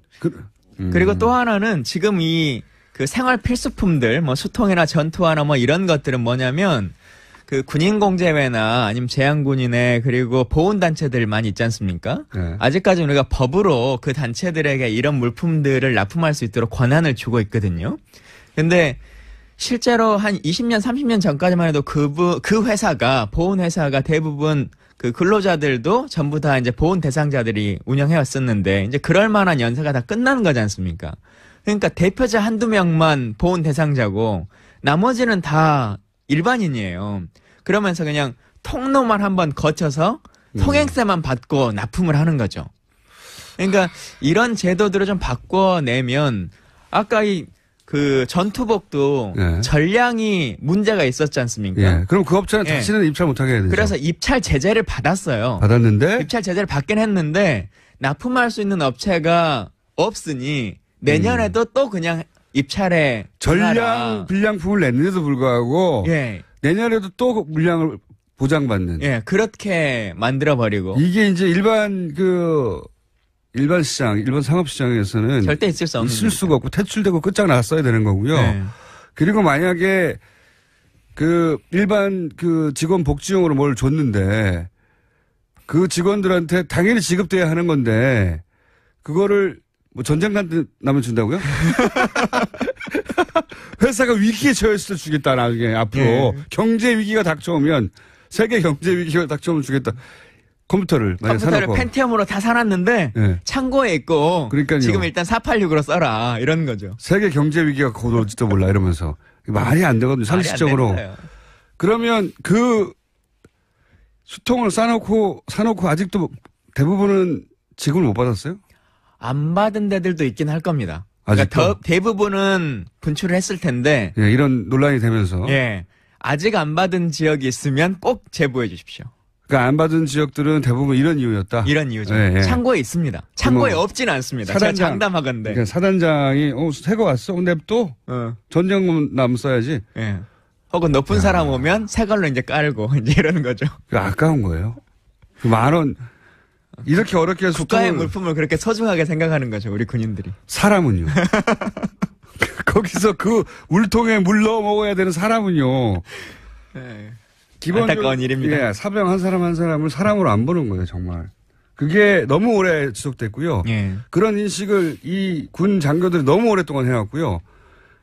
그렇게 군이 창설된 이후로 계속 지금까지 똑같이 지내왔으니까 문제의식도 못 느껴 자기들끼리는. 이거 어떻게 해야 됩니까, 이거 도대체. 그러니까, 근데 그 문제의식이라는 게 우리 뭐 문민 국방장관 이런 얘기들 많이 하지 않습니까? 그러니까 사실은 인권의 측면이나 이런 복지의 측면은 그 지금 국방장관 입장에서 봐도 그 부대 시찰해보면 20년 전에 내가 군생활할 때에 비하면 내 대장할 때에 비하면 보이스카웃이나 이런 생각을 갖지 않겠어요? 사실은 세탁기도 있어? 뭐 이러면서. 세탁기도 있어? 이렇게 생각하는 거죠. 근데 그런 인식을 벗어날 수 있어야 되는 거죠. 그렇게 지금 동시대적 사고를 못 해요. 예. 세탁기가 있는 건 너무 당연한 거죠. 기계가 있는데 왜 사람이 빱니까? 기계를 돌리면 되는데. 세탁기도 웃긴 일이요. 그 세탁기 월급 한 10만 원 받아가는 이 군인들한테 세탁 한 번에 1,000원. 건조 한 번에 500원. 그것도 진짜 이렇게 받아가는 거잖아요. 정말 때려주고 싶어요. 누가 결정했는지. 그 컴퓨터도 요즘 공공기관에서 컴퓨터 유료로 쓰는 데 없습니다. 동사무소 가도 민원인들 컴퓨터 다 공짜로 해주거든요. PC방을 만들었어. 네. 근데 군인들 PC방 1시간에 540원씩 이렇게 막 받잖아요. 응? 사이버 직장보방이라고. 미친 거예요. 군인공제가 하는 사업이거든요. 그러니까 이런 것들을 빨리 좀 철폐해야죠. 진짜로 국방장관이 민간인에서 나와야 된다는 생각이 들어요. 예. 민간인이 지금 이제 군 생활을 경험했던 사람들이 군을 제대한 직후는 그건 고생담처럼 얘기하지만 예. 사회생활을 한 5년, 10년 이상 지나고 나면 시간이 지날수록 더 화가 나요. 야, 이게 정말 말이 안 되는 거라고. 예. 사회생활 하면 할수록.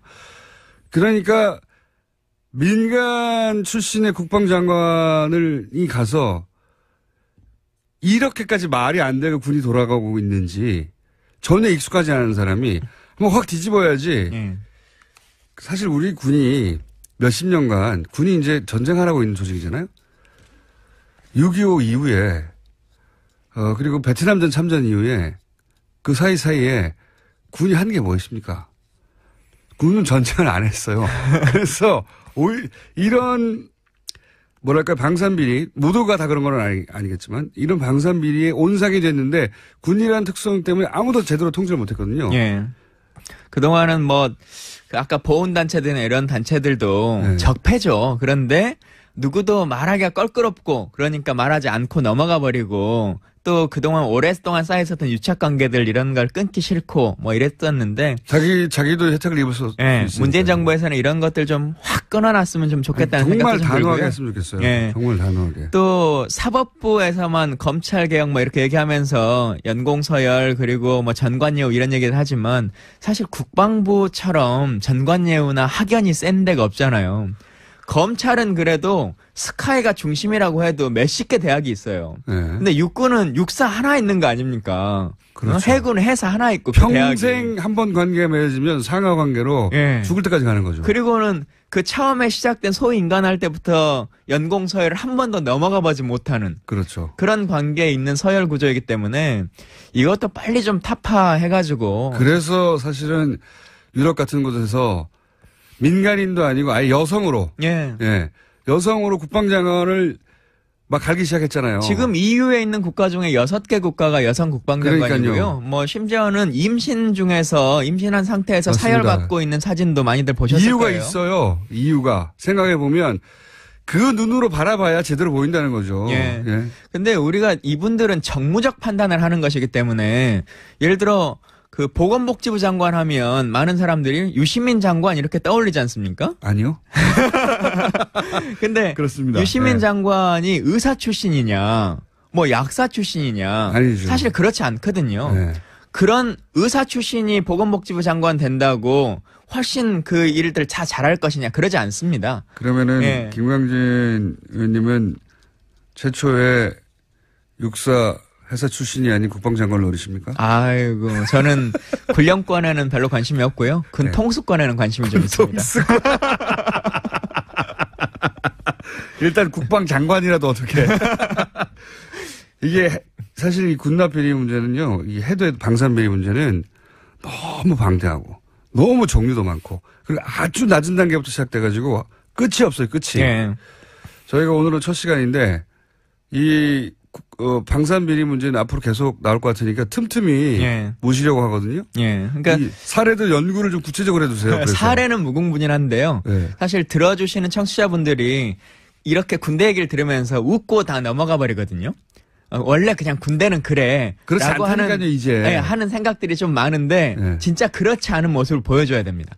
그래서 진짜 원래 그래왔던 건 없다. 이제는 싹 바꿔야 된다. 잘못된 사람들 다 처단하자라고 하는 그 생각들을 국민의 뜻이 모아줘야 되는데요.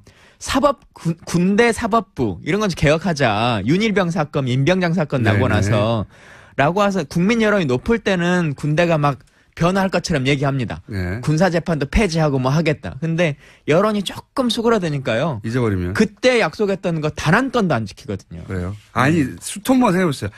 제일 간단한 전군의 수통 교체하는데 25억. 이게 창문 일에 처음 있는 일이에요. 김강진 전 의원이 처음으로 한 거예요. 이때까지 그 무수한 국회의원들이 한 번도 안 한 겁니다. 그 수통 아무것도 아닌 것 같아도 매일매일 물 먹는 데잖아요, 맞아요. 거기가. 근데 거기가 2차 대전 때. 그 씻는 방법도 하다못해 그럼 약품이라도 주든가. 예. 소독할 수 있는. 없어요.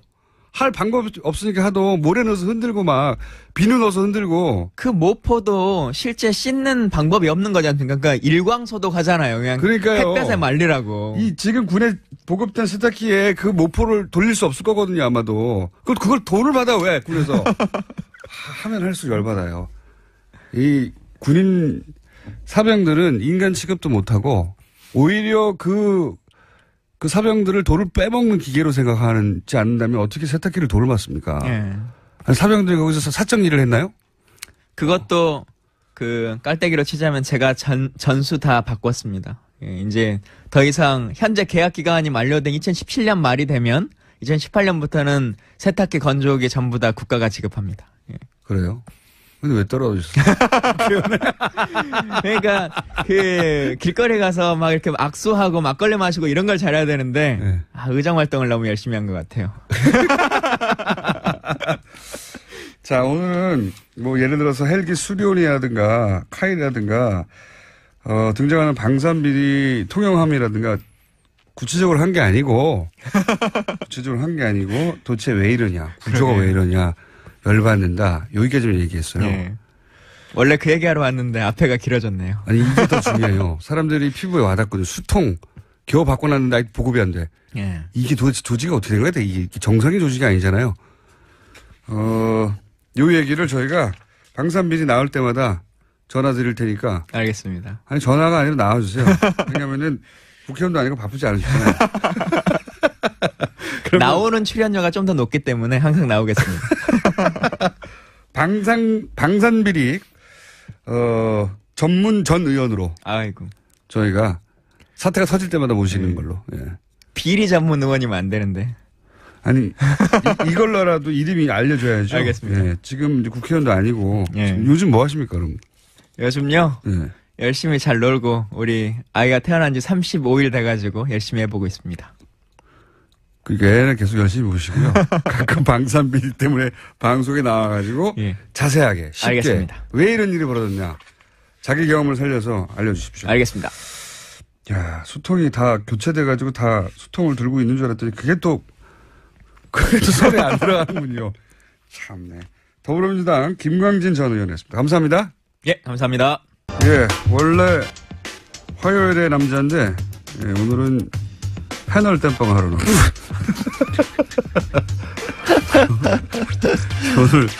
오늘 패널 정태수 소장님이 갑자기 일이 생기셔가지고 저희가 일이 생길 때마다 가장 먼저 전화기를 들고 양지열 변호사를 찾습니다.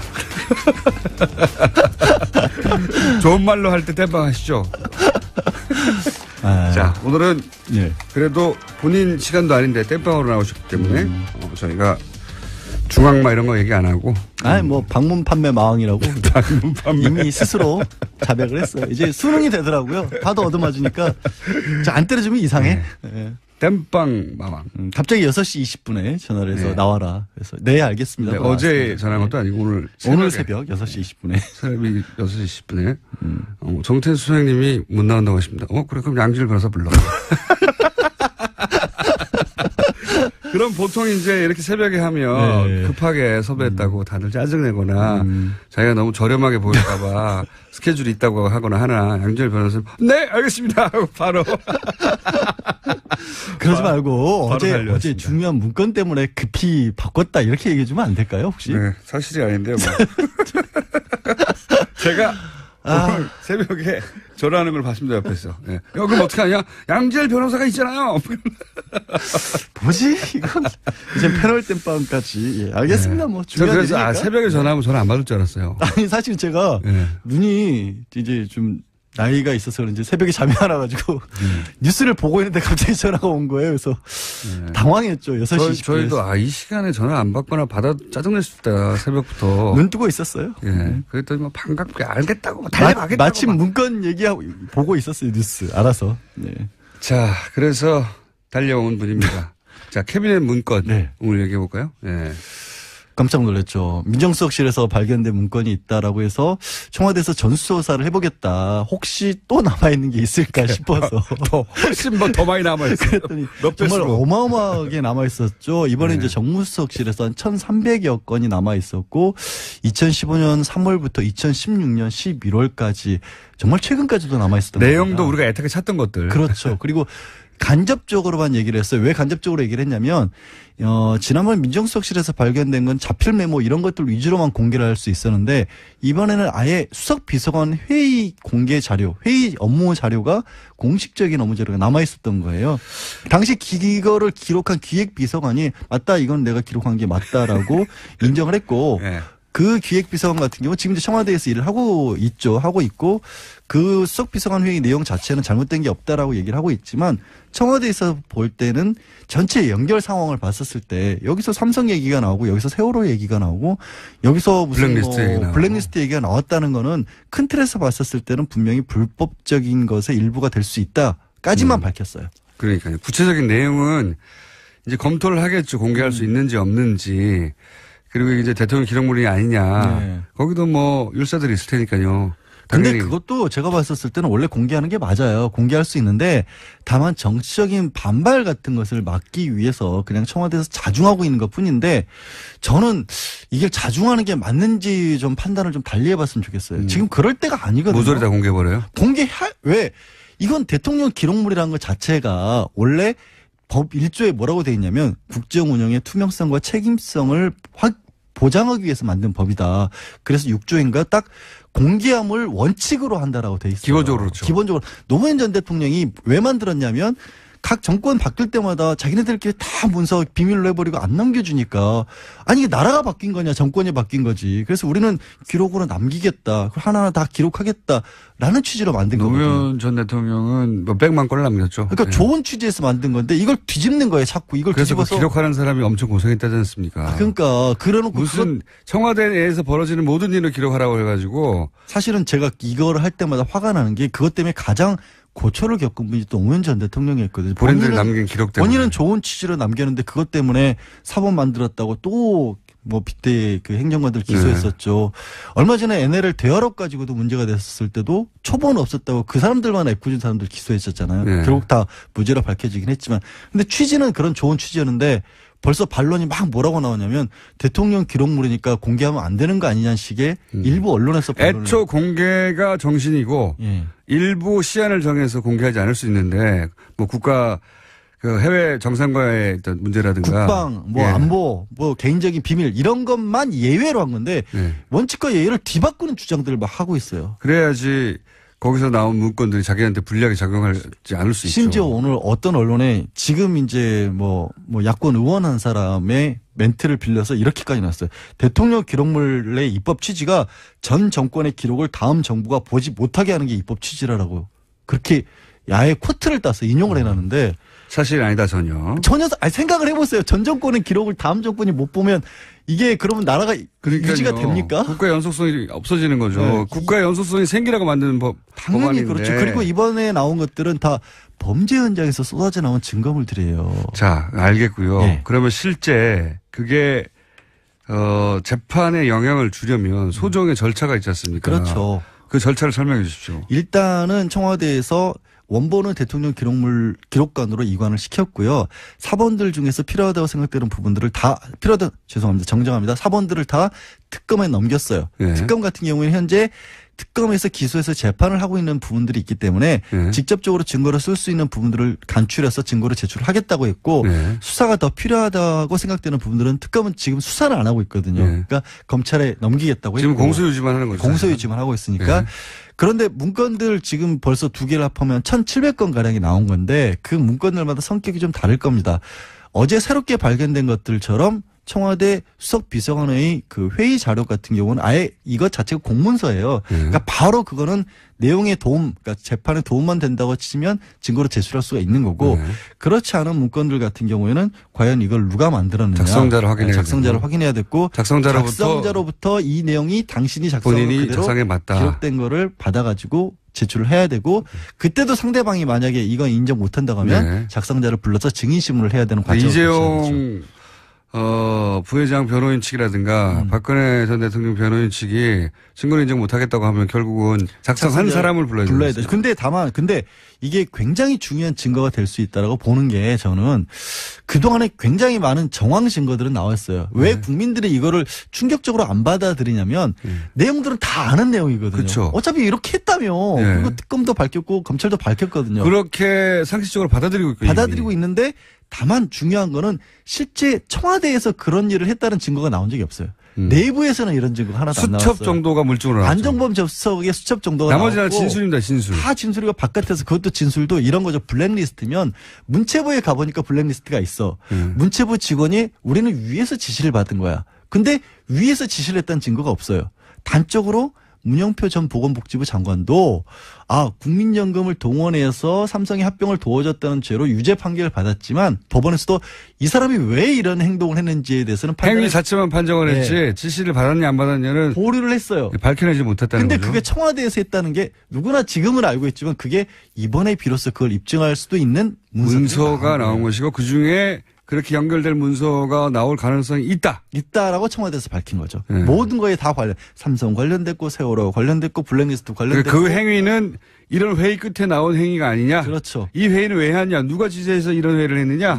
이렇게 따져가가지고 그렇죠. 위에서 지시받았다. 아니 조윤선 전 장관도 본인은 블랙리스트 모른다라고 눈물을 흘렸잖아요. 김기춘 전 비서실장 나 아무것도 하는 게 없다. 이번에 나온 게 비서실 회의거든요. 여기서 무슨 얘기가 나오냐에 따라서 그 사람들이 얼마나 제대로 얘기를 했는지 아니면 여태까지도 거짓말을 했는지가 밝혀질 수 있는 중요한 키들이 나온 거죠.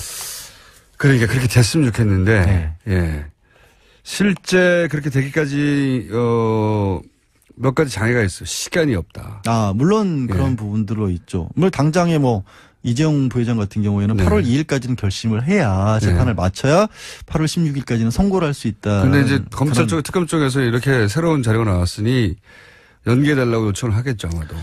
그거는 여러 가지 이게 연기를 그걸로 연기를 할 수는 없는 게 구속 시한의 문제가 있잖아요. 구속 시한은 8월 20 며칠까지지 않습니까? 8월 17일까지예요. 8월 17일이요? 네.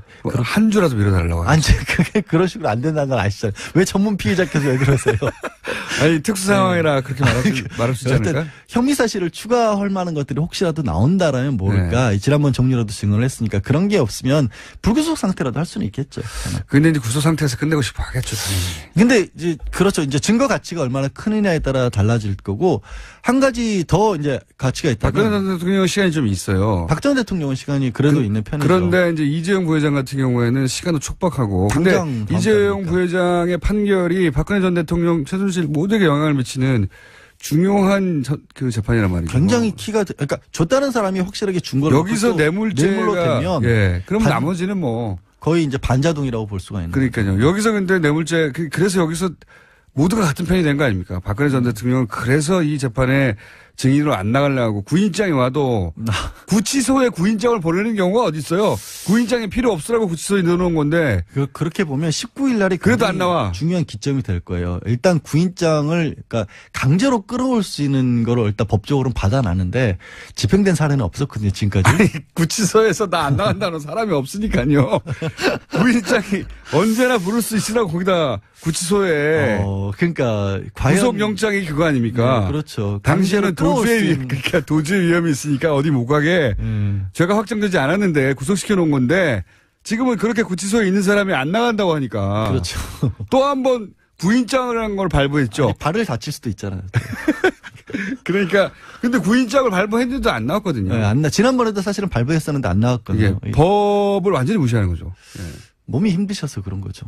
그때는 그때 두 번 거절했을 때는 몸이 힘들 때도 아니었어요. 그랬나요? 지금은 하다못해 네 번째 발꼬락에도 아프시죠. 근데 하여튼 어떻게 될지는 근데 만약에 정말로 근데 시간이 좀 촉박하긴 한데 검찰이나 특검에서 어떤 의지를 보일지가 이번 19일에 좀 달라진다고 그러니까 봐요. 박근혜 전 대통령, 최순실, 이재용 부회장은 사실은 재판 운명 공동체거든요.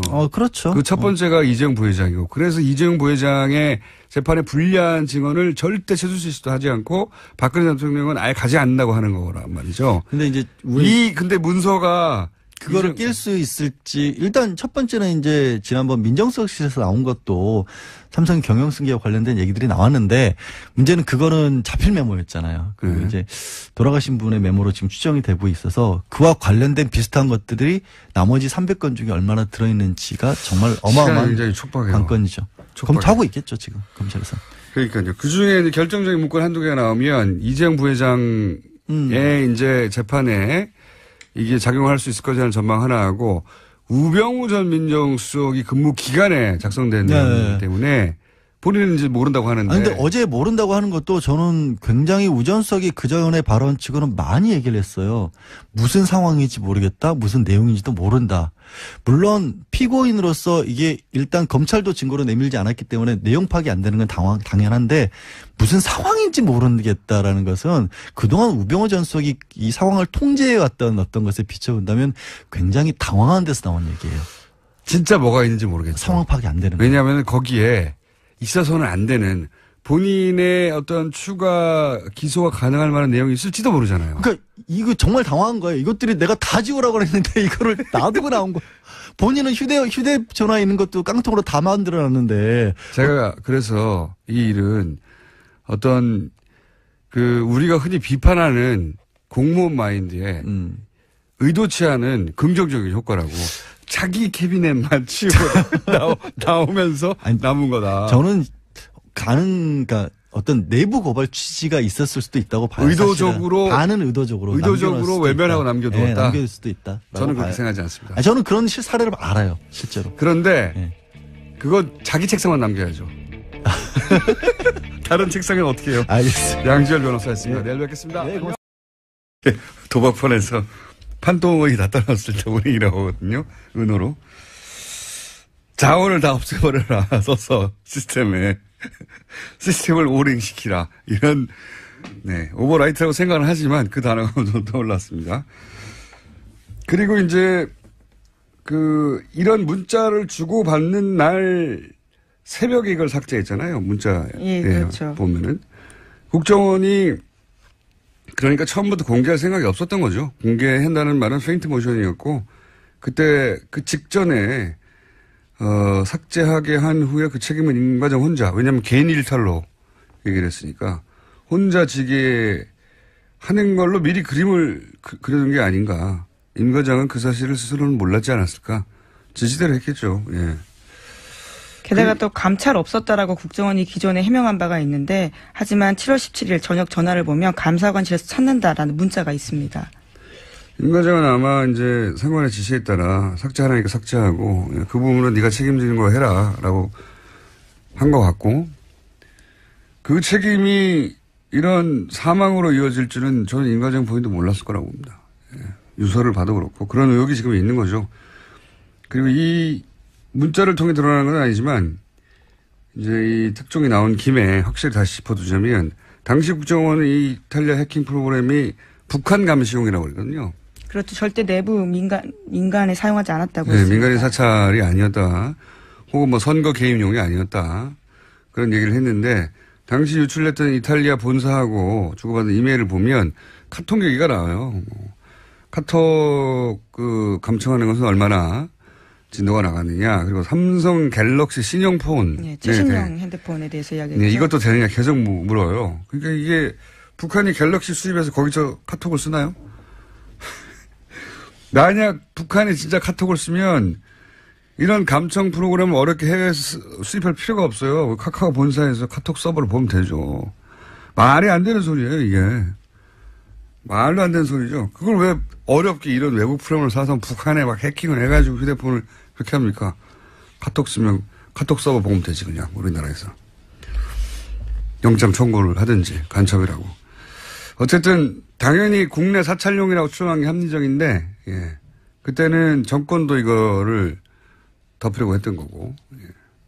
최소한 묵인했던 거고요. 국정원은 적극적으로 말도 안 되는 북한용이라고 하고, 그리고 혼자서 한 모든 걸 했다고 하는 직원은 공개하기로 한 당일날 사망해버린 거죠.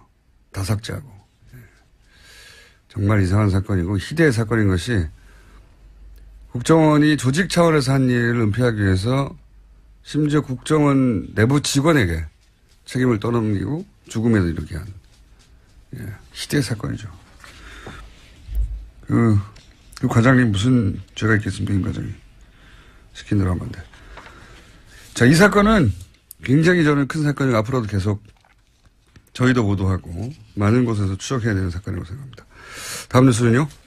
네, 최순실 씨가 딸 정유라 씨의 삼성 뇌물재판 증언에 대해서 처음으로 입을 열었습니다. 어제 열린 자신의 재판에서였는데요. 최 씨는 박영수 특검팀이 딸을 새벽 2시에 데리고 나간 것은 잘못한 것이라면서 자신이 잠을 잘 못 잤다라고 불만을 쏟아냈습니다. 또 정유라 씨가 삼성 재판에 출석한 것에 대해서 최순실 씨는 특검의 협박으로 2살짜리 아들을 두고 나간 거다라고 주장했습니다.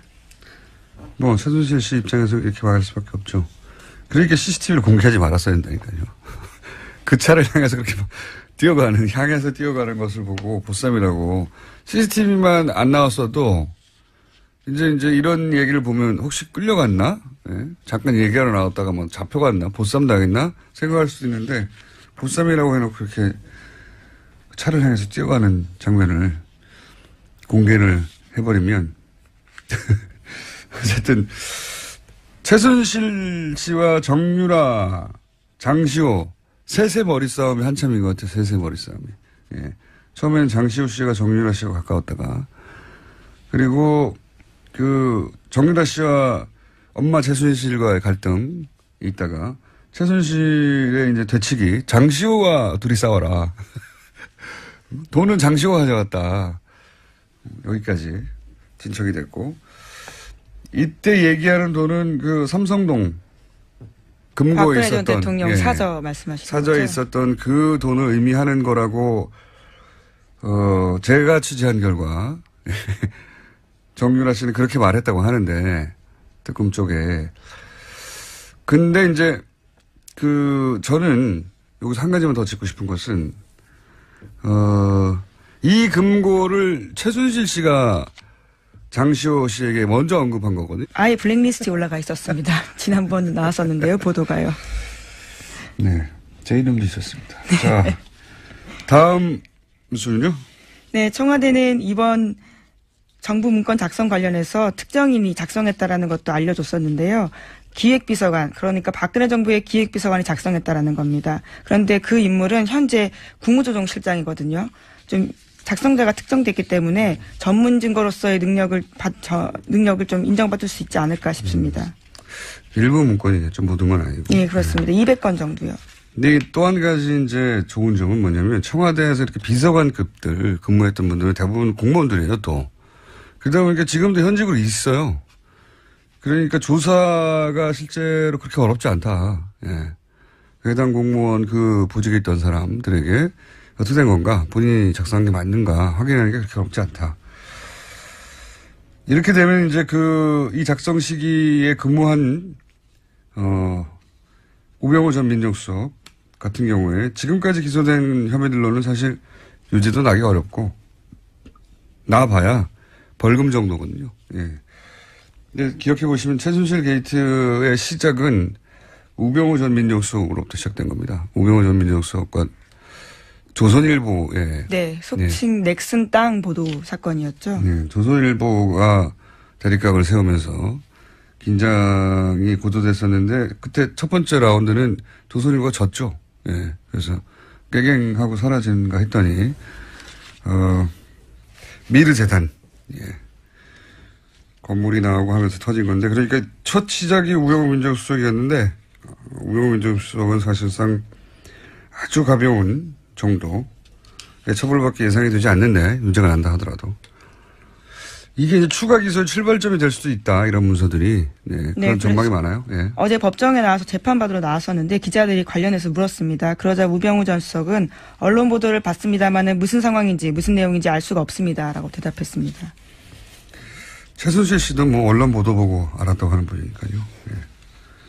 청와대에 있었던 일은 모두 다 잘 모른다고 하는 분이니까. 자, 어쨌든 이게 추가 기소 출발점이 될 수도 있는 문서가 우르르 나왔다. 예. 그렇게 보시면 될 것 같고요. 그리고 또 한 가지는 이게 이제 특정되고 작성자가, 그리고 관련 재판들, 이재용 부회장이라든가 박근혜 전 대통령이라든가 블랙리스트 재판. 블랙리스트 재판은 이제 선고가 나왔네요. 네, 이번 주 27일에 선고가 있습니다. 다음 주군요. 네. 그렇다 하더라도 이 내용 일부가 만약에 판사에게 가면 뭐 심정적으로 참고할 수는 있겠죠. 여간 그런 영향을 미칠 수 있다. 네. 자, 그리고 더 나올지도 모르겠다. 네. 공무원들이 큰일을 해냈다, 이거. 일처리 방식. 자기 것은 확실히 반드시 삭제했겠죠. 예. 근데 일이라는 게 규모가 커지면 내일인지 내일인지 애매모호한 공간이 꼭 생기거든요. 어디서나. 예. 그런 게 남은 것 같습니다. 자, 다음 뉴스는요. JTBC가 국정원 임 과장의 휴대전화를 입수해서 복원했습니다. 임 과장이 국정원 직원들과 주고받았던 수많은 문자와 통화 내역을 확인한 건데요. 문제가 처음 드러난 2015년 7월 6일 저녁에 임 과장은 통화 목록에 나나테크 허송구 이사와 통화합니다. 그런 다음에 국정원 동료 직원 이모 씨에게 이렇게 문자를 보내는데요. 허 이사가 급하게 전화를 달라고 한다. 시스템을 오해달라라고 합니다. 그런 다음에 프로그램이 삭제가 되기 때문에요. 이것이 어떤 언어인지에 대해서 지금 의문이 가고 있고요. 또 임 과장이 자의적으로 해당 프로그램을 삭제했다고 이제까지 국정원은 주장하고 있는데 해당 문자 메시지들을 보면 그런 것들을 의심하는 정황들이 드러납니다. 이게 JTBC 특종이죠. 예. JTBC가 이런 보도에 강해요, 보면. 태블릿도 그렇고. 과거 MBC가 한창이었을 때는 이제 탐사보도 능력이 MBC가 발군이었거든요. 예. 손석희 사장이 MBC 출신에서 그런가요? 이런 거는 뭐 유사 보도가 없지 않습니까? 지금 유일한 단독인데 여기서 이제 몇 가지가 드러난 게 임 과장이 단독으로 했다 모든 걸 얘기했는데 지금 시스템을 오해달라 이런 걸 보면 뭐가 뭔지는 모르겠는데 오버라이트일 가능성이 아주 높죠. 예. 네, 그런 다음에 삭제가 됐기 때문에 오버라이트로 볼 가능성이 높습니다. 이게 이제 특정 파일을 지우는 방법 중에 여러 가지가 있지만. 덮어쓰기가 있단 말이에요. 군사 기준을 맞추는 뭐 몇십 회 덮어쓰기 뭐 이런 프로그램. 네, 아주 많이 덮었으면 첫 데이터가 사라진다, 보이지 않는다라는 거죠. 그런 걸 수도 있고. 그 얘기는 이제 JTBC에서도 보도를 했던데 저는 처음에 이 오해달라는 걸 보자마자 제일 먼저 떠온 단어는 오링이었어, 오링.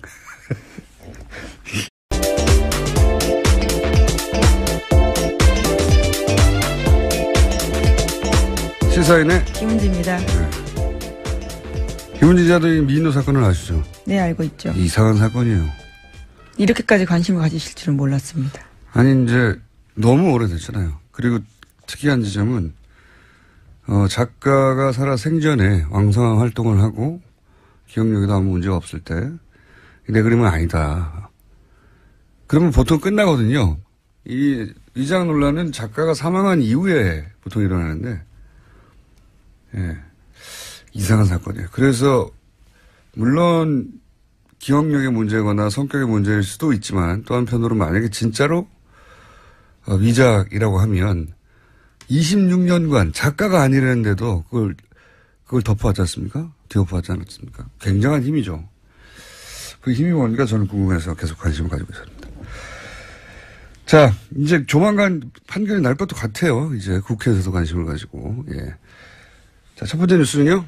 네, 어제 청와대가 1,300여 건에 달하는 문건을 추가로 발견했다고 밝혔습니다. 세월호 참사 위안부 합의 등 각종 현안에 대한 회의 내용이 그대로 적혀 있다라는 건데요. 청와대 관계자는 보육 문제와 관련해서 누리과정 예산이 전국 쟁점으로 떠올랐을 때는 언론사 가운데 어디를 활용해서 이렇게 하라는 식의 내용도 적혀 있다고 밝혔습니다. 그러니까 박근혜 정부의 우호적인 언론 매체를 활용해서 정책 집행에 유리한 여론을 형성하려는 청와대 차원의 시도가 있었다라는 겁니다. 추가 득템을 했군요. 예, 훨씬 더 많이 득템했습니다. 그러니까요. 이게 이제 이걸 보면서 이런 생각이 들어요. 뭐랄까요. 공무원적 일처리 방식의 긍정적 효과라고 할까요? 의도치 않았던. 자기 책임 범위, 예? 자기 책상, 그 범위를 벗어나지 않으려고 하는 공무원들의 성향이 있거든요. 사업을 하는 사람들하고는 전혀 다른데, 아마도, 예를 들어서 보직이나, 여러 가지 이동이 있을 때 과거 캐비넷에 들어있던 것, 이거는 있거나 방치된 게 이제 나온 것 같은데, 한 번에 파쇄하라고 했을 때도 자기 책상, 예. 자기 캐비넷, 그걸 벗어나지 않았던 거죠. 예. 그래서 네. 애매모호한 책상이나 애매모호한 캐비넷이 있었을 거 아닙니까? 예. 그건 내 게 아니니까. 네, 어제 발견된 곳도 정무수석실 현재로 쓰고 있는 사무실인데 과거에는 정부 정책조정수석실 산하 기획비서관이 쓴 곳이라고 합니다. 그러니까 업무 범위가 조금씩 달라지면서 해당 캐비넷을 안 건드렸을 가능성도 있습니다. 자리가 바뀌거나. 네. 그러니까 남아있는 거를 다 없애버려 라고 지시를 했다 하더라도 그 남아있는 걸 다, 그 다는 공무원들 마인드에는 내 앞에 있는 거 다거든요. 예. 그 건물에 있는 게 다가 아니라. 만약에 이게 사기업이었고 혹은 벤처기업이었고 다 없애버리라고 했다면 다 뒤졌을 거예요. 예. 공무원적 마인드의 긍정적. 예.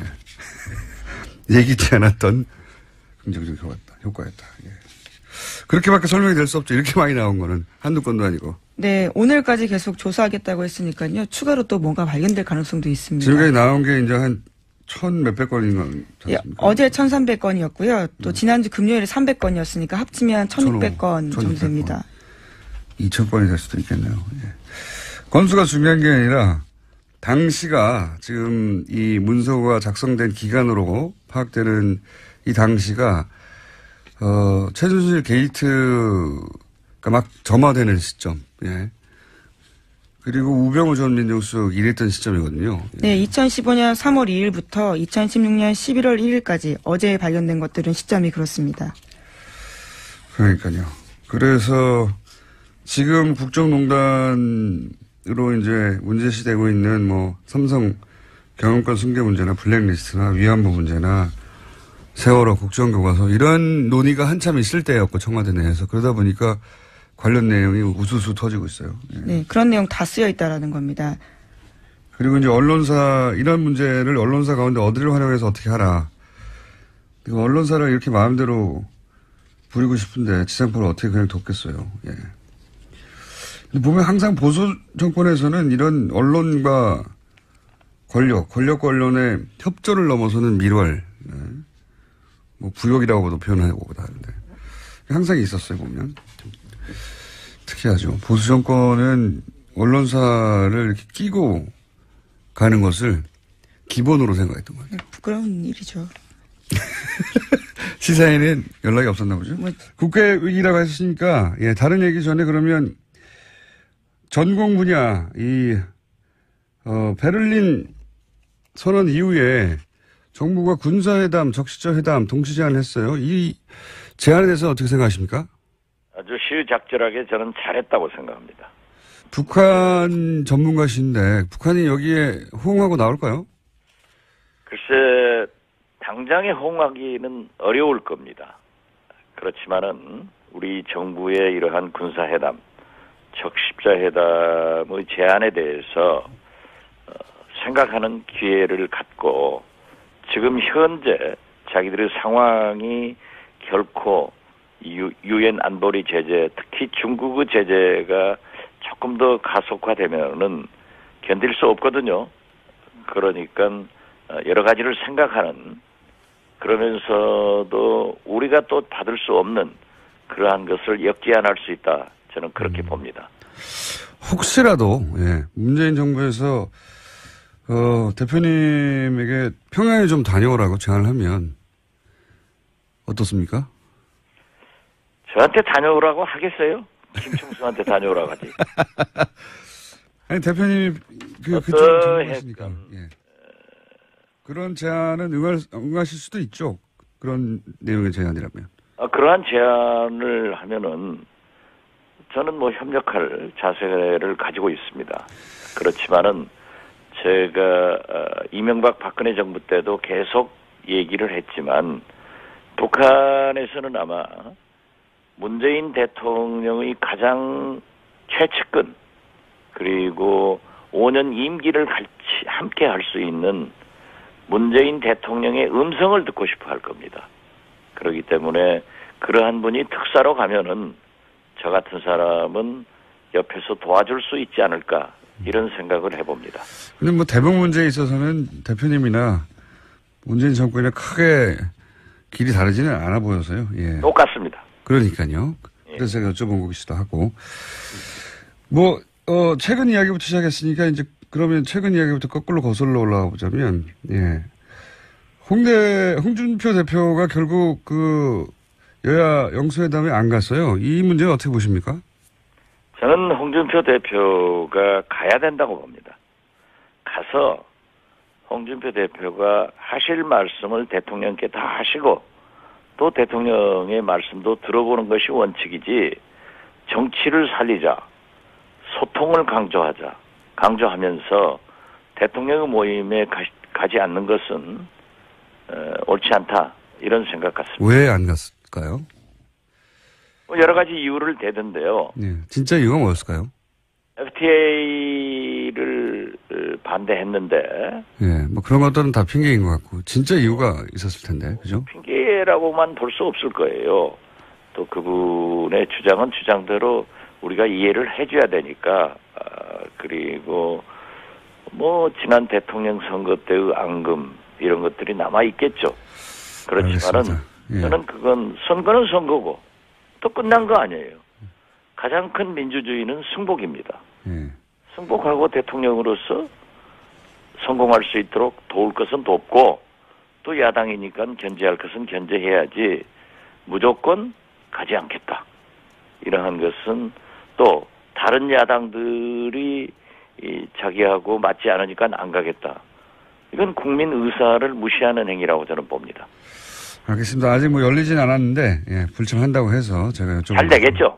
그리고 홍준표 대표도 그렇게 속 좁은 분이 아니기 때문에 저는 전국적으로는 갈 것이다 이렇게 생각합니다. 그러니까 속 좁은 분은 아닌데 이제 전략적으로는 판단하시는 분이라 자 그건 이제 두고 보기로 하고요. 최근에 유석준 혁신위원장을 놓고 극우다 아니다 말들이 많은데 대표님 보시기엔 어떻습니까? 유석준 위원장? 제가 남우당 전체 얘기하는 것은 바람직하지 않지만 네, 그분이야 극우죠. 극우죠. 다시 박근혜 시대 박근혜 이건 있을 수 없는 일 아니에요? 알겠습니다. 한마디로 극우다. 여보세요? 네네 그렇습니다. 네, 더 길게 얘기할 필요도 없다 이것이죠. 예. 뭐 그런 것은 다 우리 김총수하고 저하고 똑같네요. 저 또 꼭 거슬러 올라 볼게요.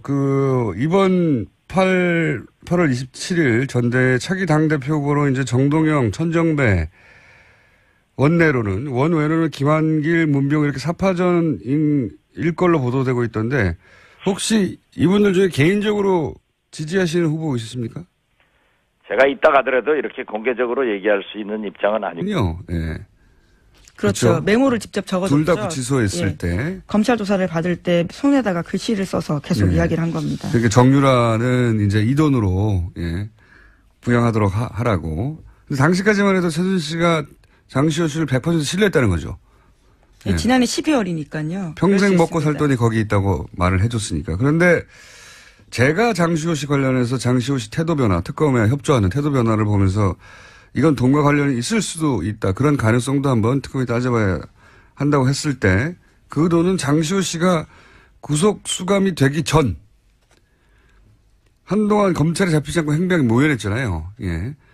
그러니까 최순실 씨가 장시호 씨를 여전히 100% 신뢰하고 구치소에 들어왔어도 금고에 평생 쓸 돈이 있다라고 했을 정도니까 저는 최순실 씨가 장시호 씨더러 검찰에 출두 혹은 잡히기 전에 처리해야 할 돈에 대한 이야기를 했을 가능성이 있고 제가 얘기했던 돈은 그 돈이었거든요. 예. 실제로 그때 그런 의혹들이 있어서 빨리 긴급 체포해야 된다는 여론이 아주 컸습니다. 근데 검찰은 뻔히 휴대폰 추적을 하면 되는데도 일주일이나 열흘 가까이 그냥 뒀어요. 장시호 씨를. 상대적으로 늦게 체포됐습니다. 네, 장시호 씨를 처음 언급한 것도 이 방송에서 안민석 의원이 장시호 씨를 주목해야 된다고 하면서 얘기가 시작됐는데 그런 보도가 난 다음에도 계속 그냥 뒀죠. 예, 열흘이었던가요? 거의 2주 가까이. 행방이 묘연하다고. 그리고 어느 날 갑자기 잡혔어요. 예, 무슨 단서나 이야기 없이. 그러니까 그때 처리하라고 한 돈도 있었을 가능성이 있다. 그리고 그 돈을 혼자 이렇게 드시려고 하다가 이런 사단이 시작된 게 아닐까. 장시호 씨 수감 직전의 동선을 특검은 다시 살펴볼 필요가 있다고 저는 그렇게 그때도 주장했고 지금도 주장합니다. 자, 시간이 거의 다 돼서 하나 정도 더 하고 넘어가죠. 네, 검찰이 2012년 18대 대통령 선거 전 이명박 정부 당시에 국정원이 정치에 개입한 구체적인 정황을 확보하고도 이것을 수사하지 않았습니다. 심지어 관련된 문건을 박근혜 정부 청와대로 넘겼다라고 합니다. 청와대로 넘겼다고요? 네, 당시 법무부 장관은 황교안 전 총리였습니다. 말도 안 되는 뉴스죠. 말도 안 되는 얘기죠. 네.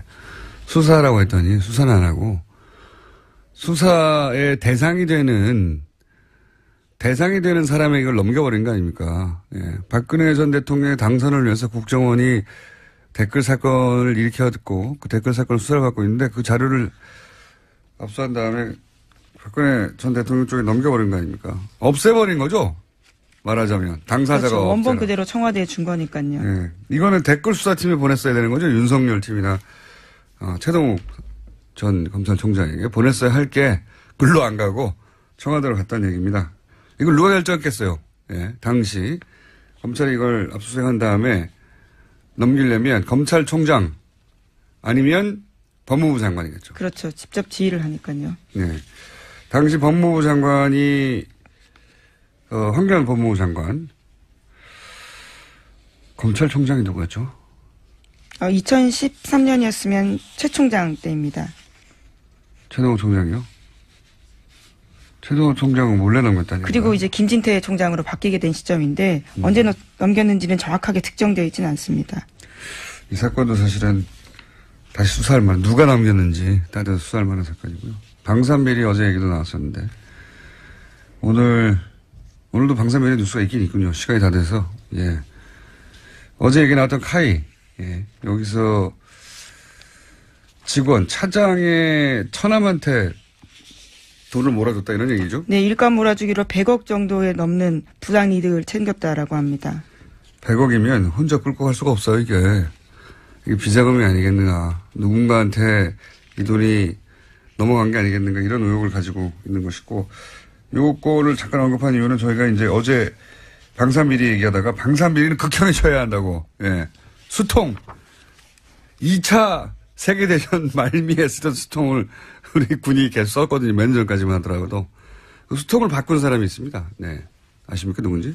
네, 김광진 전 의원이. 예. 그래서 김광진 전 의원을 저희가 3부에 모시기로. 수통을 바꾸는데, 예.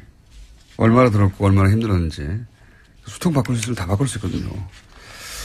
자, 오늘 여기까지 하겠습니다. 시사인의 김은지였습니다. 감사합니다. 최근 국민의당이 여러모로 위기입니다. 국민의당 박지원 전 대표 전화 연결되어 있습니다. 안녕하십니까, 대표님? 안녕하세요. 예, 스튜디오 나오시기로 했는데 이렇게 안 나오십니까? 뭐가 처음부터 위기예요? 위기는 맞죠? 국가가 위기입니다, 국가.